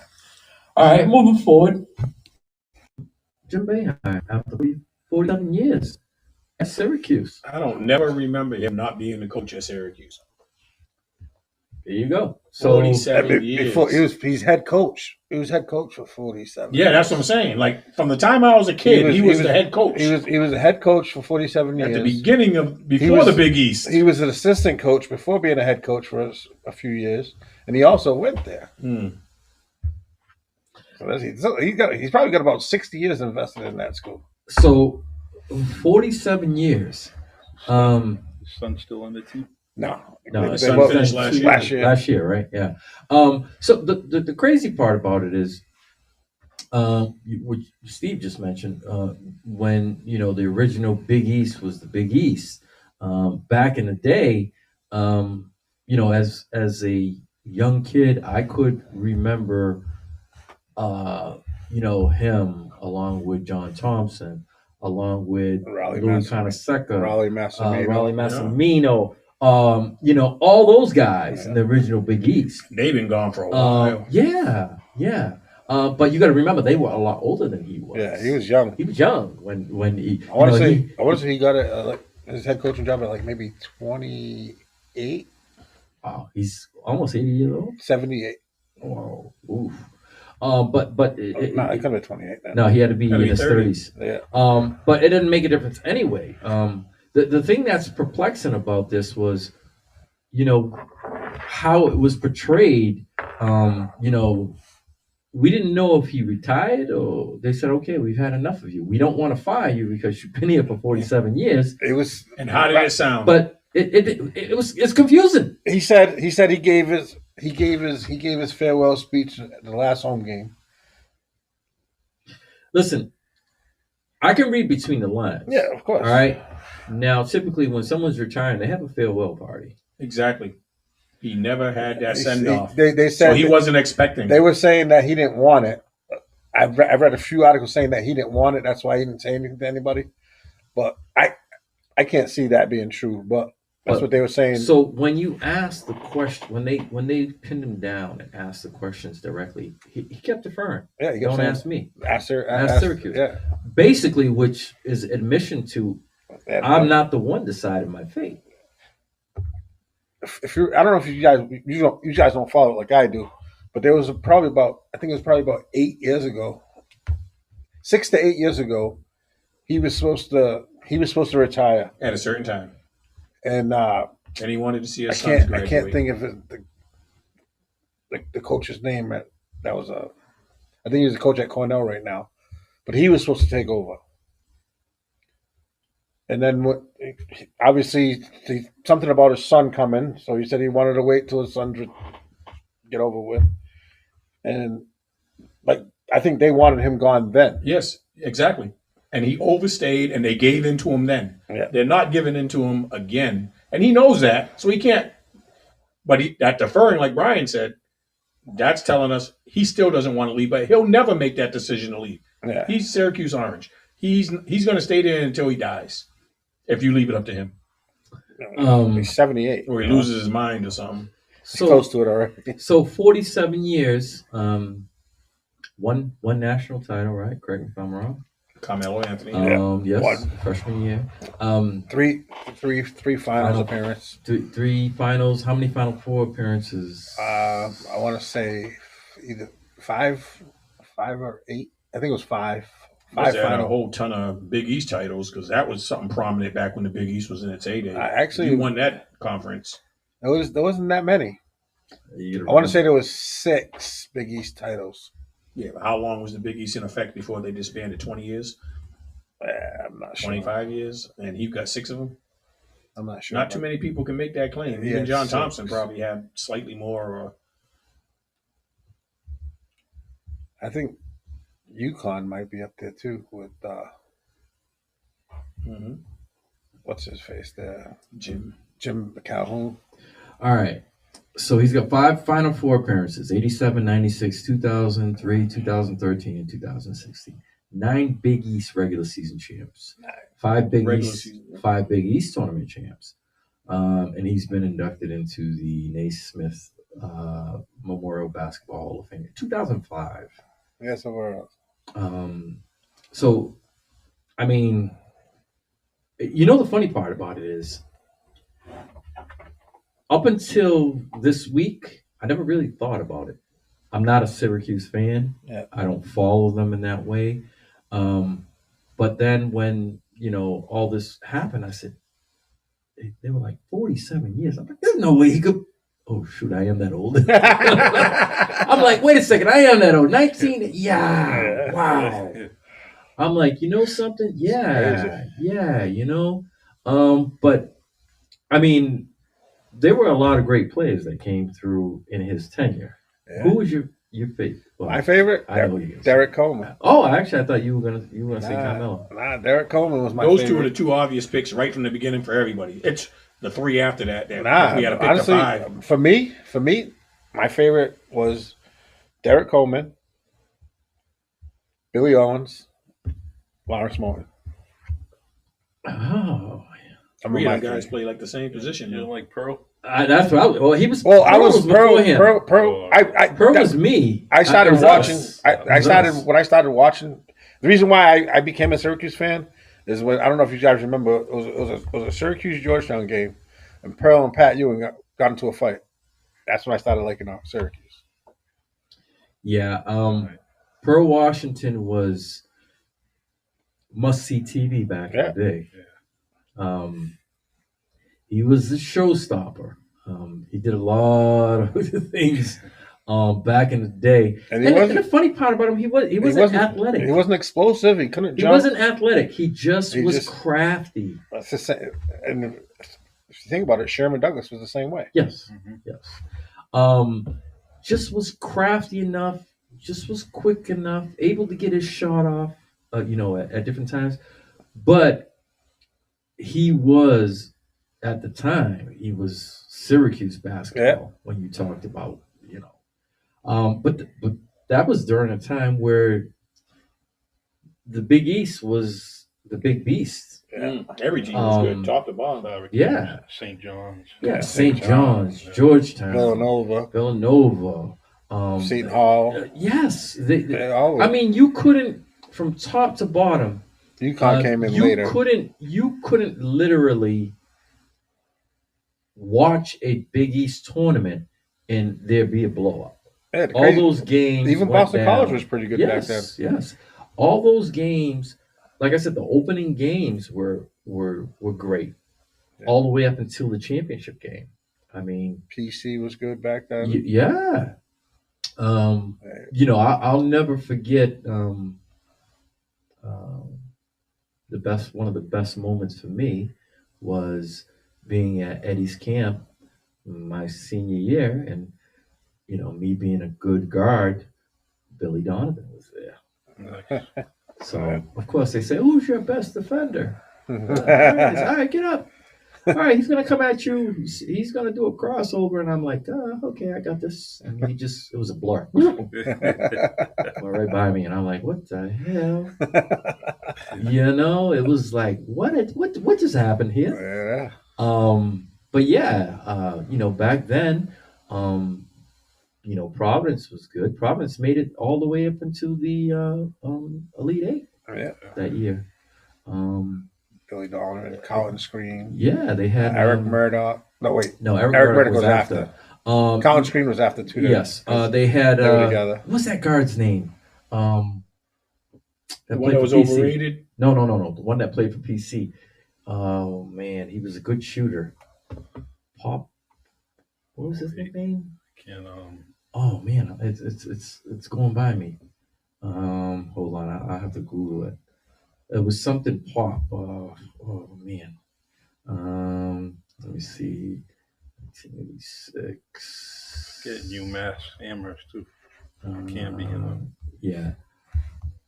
Let me see. Providence. I forget his name. Rick Pitino was the coach. Yeah, represent in the Mency second year. Imagine that, Rick Pitino back then. I got it right here. Bob something. What was his nickname? Ryan Ford, Ernie Lewis. Said Ryan. Bobby Coleman, Billy Ryan Donovan. Gomes. I ain't going. No. I just remember there being another guy that was a point guard that was supposed to be like the best point guard in the country, and he didn't actually live up to it. God, Shamgod? Oh, Shamgod, yeah. No, not him. He was all handle and stuff. There was another guy. He was like 6'3", 6'4", and he played the point. Eric Murdoch? Nope. Colin Screen? Nope. He never materialized into the height that he came out of high school with. But I'm telling you, he was 6'3", 6'4", and he was a point guard for Providence College. Had to be in the 80s, early 90s. Delray Brooks? Yeah. Yes. That's who I was thinking about. Nice. He was supposed to be Mr. Everything coming out of high school. He played with Colin Screen. But that was the guy I was thinking of. I knew he was a point guard. He was 6'4".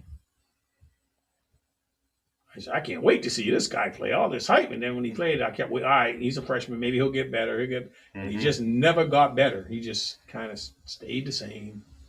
I don't even think he made the NBA. Talking about Ernie Lewis? No. Right? Is that Pop Lewis? I don't know. What? Yeah, that was him, I think. Ernie Pop Lewis? Yeah. That was his nickname, Ernie Pop Lewis. 6'4"? Yep. That's it. What year did he play? 86. 86. Ernie Pop Lewis. 86, That 87. that was his. They used to call him Pop. Yeah. So in the case of Boeheim, he in all those years, and you look at it, 47 years. That's a lifetime. That's a lot of guys. That's That's a a lot lifetime. of players going through. That's a lifetime. Yeah.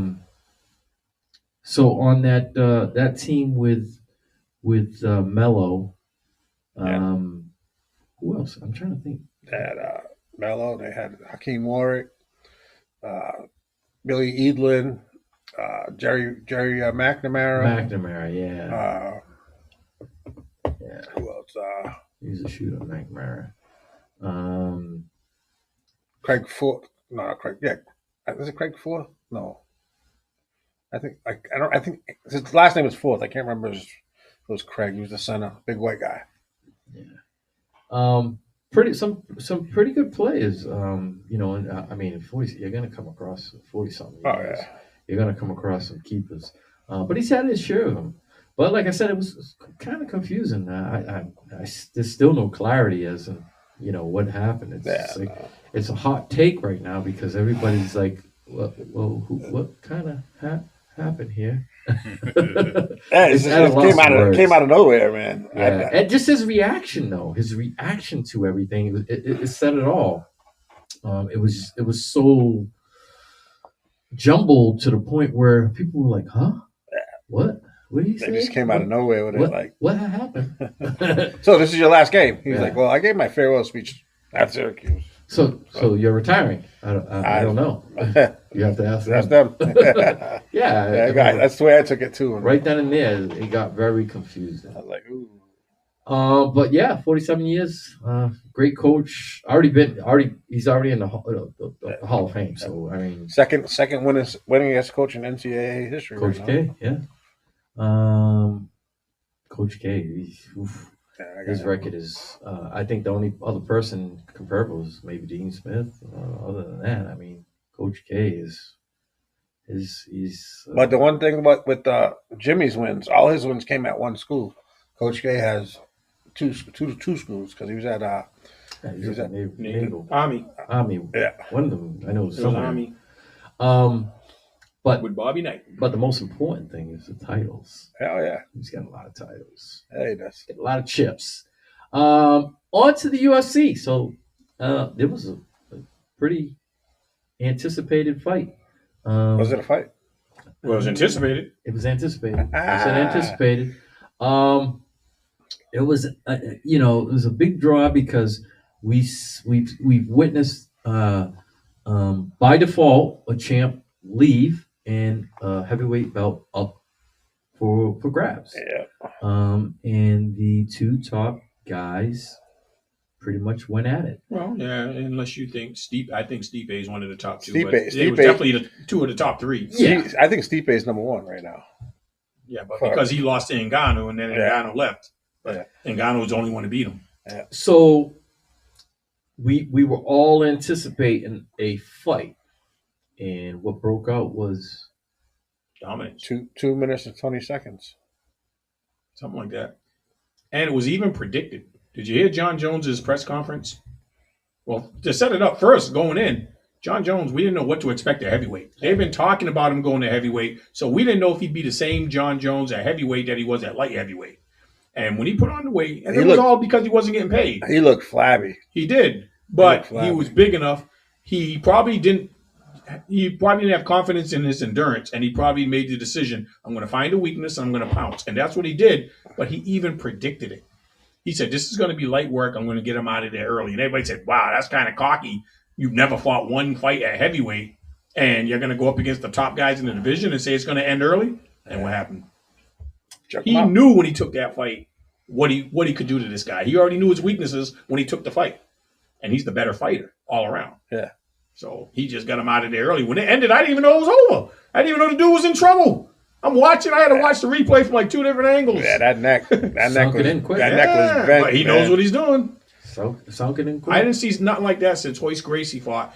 I'd see dudes tapping out, and I'd be like, "Yo, what happened?" And you look from another angle, and he's like bending your toe back or squeezing the gi around your neck.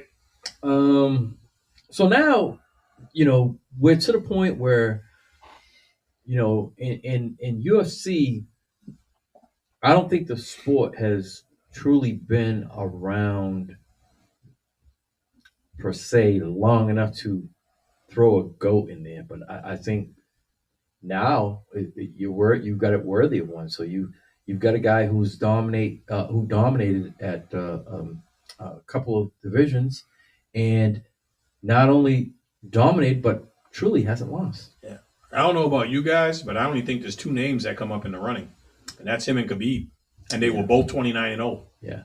So they had the same amount of fights. None of them lost. You put Khabib in there? Yeah, 29-0. I never came close to losing. That's definitely impressive. I'm just so the same amount of fights. My original thought was the same way. For me, he just hadn't been there long enough. I know the record says a lot, but to John Jones has been there for 10 years now? Yes, but John Jones also took a lot of time off for legal reasons, and then the negotiations. He hasn't fought in 3 years. Not because of legal or the thing because is, the price wasn't right? right. He failed 2 tests too. But that happened earlier, so he's been around, but he hasn't fought as often as the thing is, right? He should. We've seen champions who have taken time off. They've come back and they got dealt with. Yeah, ring rust.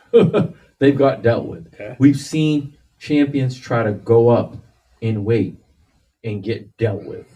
All right. And to do what he did, now let's talk about the heavyweight division. There's no cap on the weight. No. So now you're talking about going from, 200 pounds to just fighting against someone that's 250, 260, but not for nothing, he looked every bit of 240 himself. Yeah, he just didn't look like he didn't have the like cut. He did He didn't have the cut at 200 like he did at 200 pounds. But there's a reason for that. Yeah, of course. You have to get your weight up. Ask Adesanya. He felt it. Well, yeah, he thought he could go in there. I can go in there maybe like 7 pounds. It's not like boxing where you go up 7 or 8 pounds and you're in another division. You go up 20 to 30 pounds in the UFC. Yes. Yeah. And unlike boxing, they say, leaning on you. No, the guy's laying on you. And you're getting kicked. Yeah, and the guy's laying on you. It's not he's leaning on you. He is literally laying on you. So the weight factor is huge. You know, like I said, the comparison is made in boxing, but there's no substitute from a guy really physically being on you. No. And like I said, we've seen different fighters take time off, they come back, and they're not the same. This guy, no matter what he's done, be it because of legal trouble or because of you know, contract controversy, he still comes and he puts the work in and he wins. And for me, I would have to say he's been around. He's seen the different guys come up, come through, beat him, and he's just moving forward, moving on. Would I like to see him fight Ngannou? I would love to, but I do not think it's going to happen. Oh, Dana White already said it definitely won't because No, no. Ngannou will definitely not fight No, in the UFC. under the UFC no more. No, He hasn't even signed with another league yet, No. and they've never cross promoted. no. Michael Chandler went through that. No, that would be a slap in the face Mhm. to Dana White.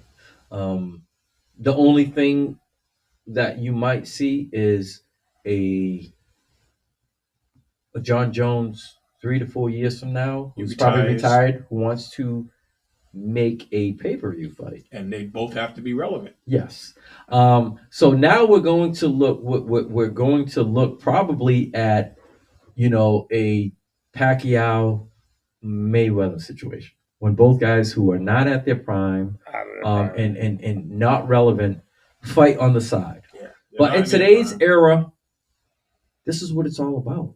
I mean, we're watching guys who aren't even professional fight on pay-per-view, and you know they're getting crazy money. And Yeah, they just and Jake Paul's trolling people. he just offered to fight Mayweather. I know it's stupid. It's money. It's It's- money. of course, But but they're he's- talking about making $40-something million. He's like, gonna get it. He's like, yeah, you know, I lost, but it's tough counting my $40-something million. Yeah. You know, he said they say. So did you see the meme that he had?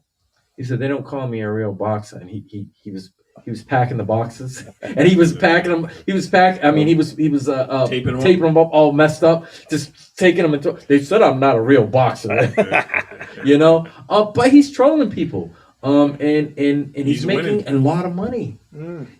But this is He's making more money than real boxers. yeah, he is, because he's taking 100% of the purse.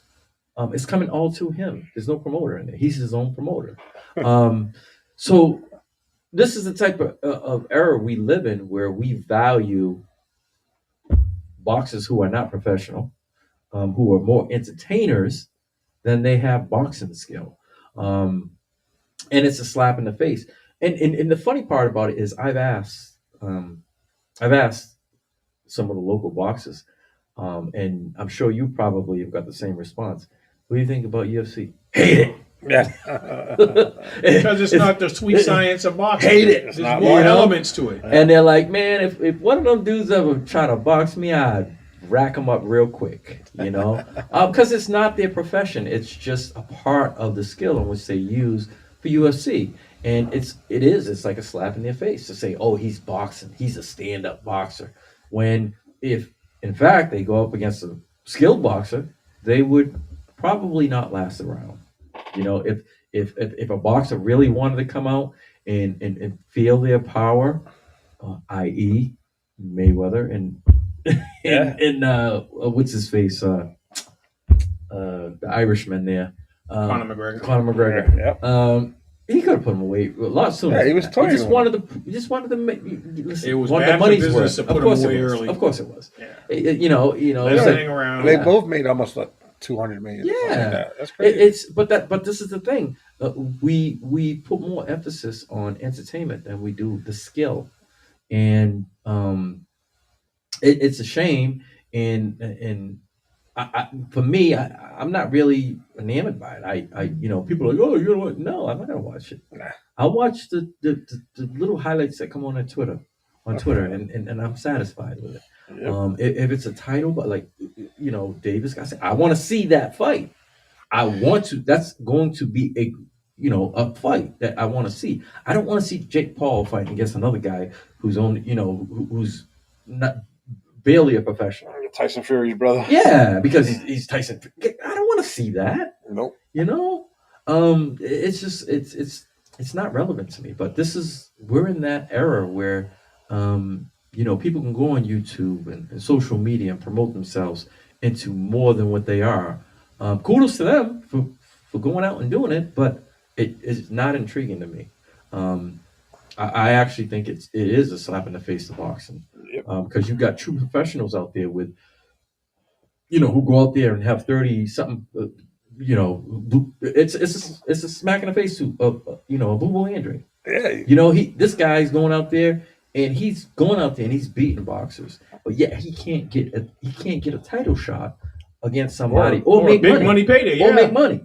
But yet you got a guy who's This a dude's making YouTube $40 million he's with a no credentials. Yes, a YouTube sensation, and he's going out there and he's making $40-50 million because he's a YouTube performer.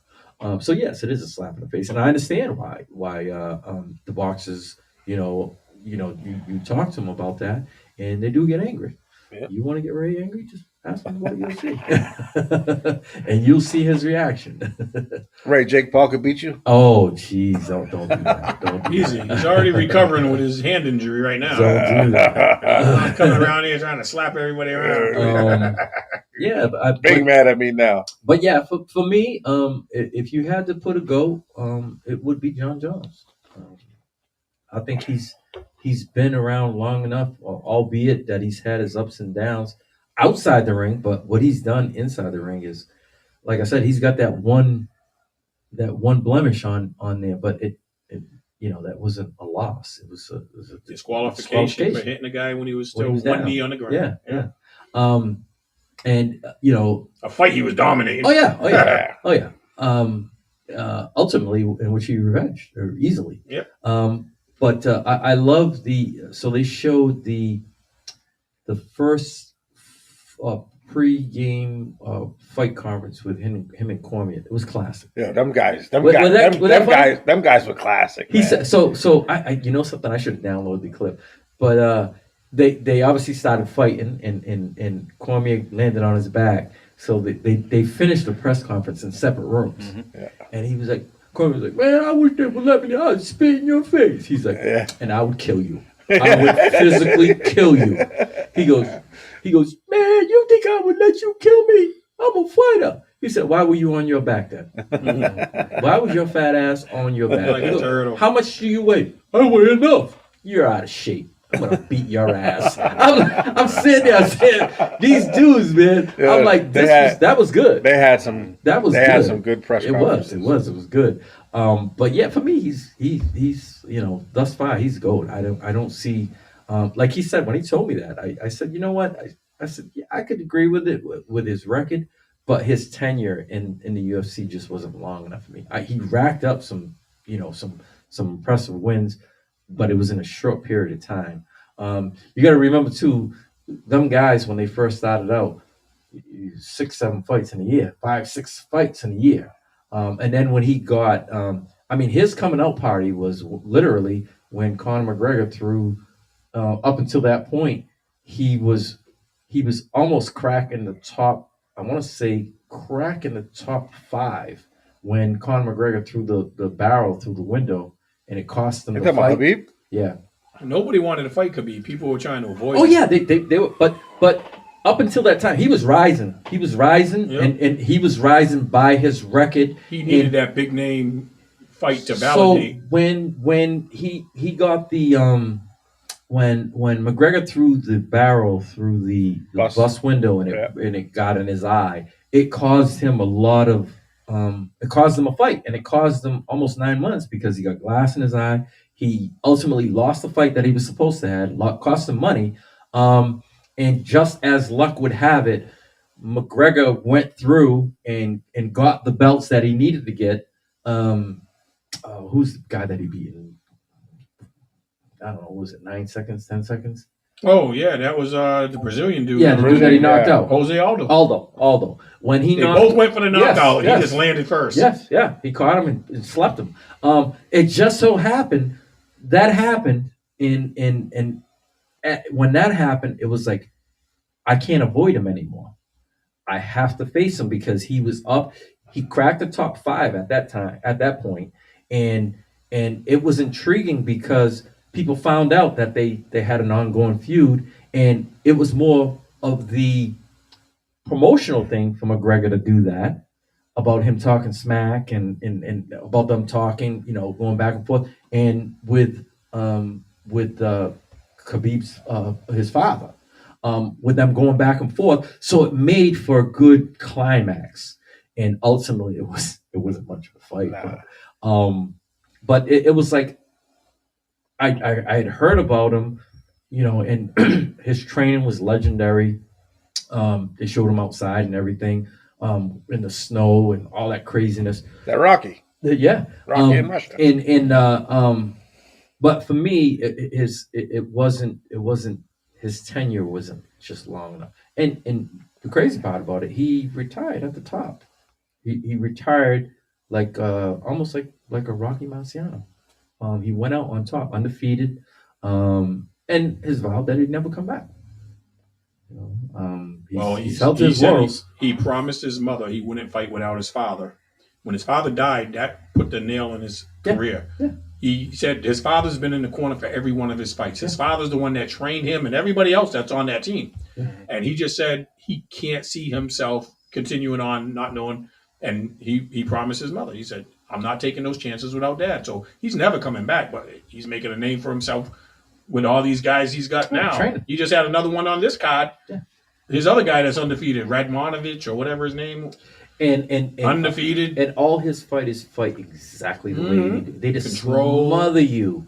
They just smother you, get you on the ground, wait for you to make a mistake, and the party's over. Yeah, the one that fought this time, he had a big fight. The kid Neil put up a great fight against him, but the other guy that just beat Charles Oliveira, what's his name? Yeah. He's getting ready to fight again. That guy is he fights just like Khabib. Yep. He gets you down, you ain't getting up. Yep. Once he takes you down, the fight's over. It keeps you there. Mm-hmm. Keeps you there. It's not the smothers you. greatest, most entertaining, but it's effective because if you can't beat it, you're still getting your hand raised at the end of the day. Yeah. It's like I said, it's a shame because we may never see him again, and we don't know how much longer he could have held on to the belt. But he's probably number 2. I think he would have still been champion now. What's it been, 2 years since he fought? Oh yeah, he would have been. Yeah, he would have, and he probably would have still had another 2 years after him because he wasn't old. No. Great shape. Mm-hmm. Great endurance. Shape. Yeah. Somebody would have just had to take him out on his feet before he had a chance to take him down. That's the only chance you had to beat him. Yeah, you'd have to keep him, upright. Because once you got him on, once he got you, get you on the ground, it's ask Conor McGregor about that. Ask Conor McGregor. But yeah. Speaking of which, what's his status? Anyone know his status? He came back from the injury. He's been training. He's ready to fight. At what weight though? But I think he got big. Yeah, I think he had some type of suspension because of punching that older guy in the bar or something. I think he's not eligible to fight until June the earliest. I think he's suspended or something. We'd have to check into it. Right. But he's almost ready to come back. And guess what? As soon as he's available, Dana White's going to make sure he has a fight. Right. They can't set up a fight until whatever suspension or whatever limitations he has on him right now, goes by. Well, I thought in the in whatever state he fought in, he was considered knocked out. And if you had X amount of knockouts or something like that, it went from 6 months to a year. He had to sit out because he had Wasn't his last fight when he broke his leg? He got knocked out. He got knocked down, I'm just trying to think how long ago. It seems like that was a while ago. It was over a year ago. It was over a year ago, but I think that recovery from breaking the leg, that was a big obstacle to overcome. Yeah. And I'm not 100% sure, but I think he had some legal problems where he hit somebody in a bar. Well, no, that old man, yeah, it was about his whiskey, proper number 9 or whatever it's called, 12, 10 out. So I'm a few numbers off, But the dude said, "I'm not drinking," and he kind of poured it out or whatever he did. And the dude was old; he was in his 60s. But they settled out of court.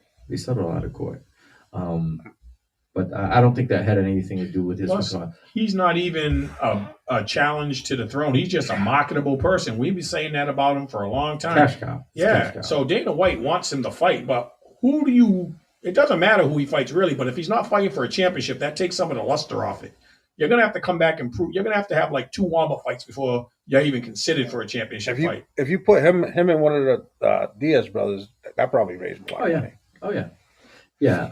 Well, he already fought the older one. He fought him twice already. The tall one, yeah. He fought him twice. He lost the first one, and the second one he won. I mean, Nate Diaz. Yeah. Nate Diaz, yeah. It is what I don't want to see him fight anymore. Nate Diaz reminds me of JJ Wedge. I think by May, June the latest, we'll hear a fight announced with Conor McGregor. Probably. And it won't be a deserving fight, but like the thing we talked about with the YouTuber guy, if it makes money, it makes sense for Dana White. Dana White will throw him in there with whoever. He'll skip the line for the most part, but he can't go right to a title fight because he hasn't beaten nobody in the top 10. I think he looked up his record, his last 10 fights, and he had a losing record. In his last 7 fights, his last 2-5. Yeah, it was bad. He lost all the 2-4. I know it was lost to Khabib. He lost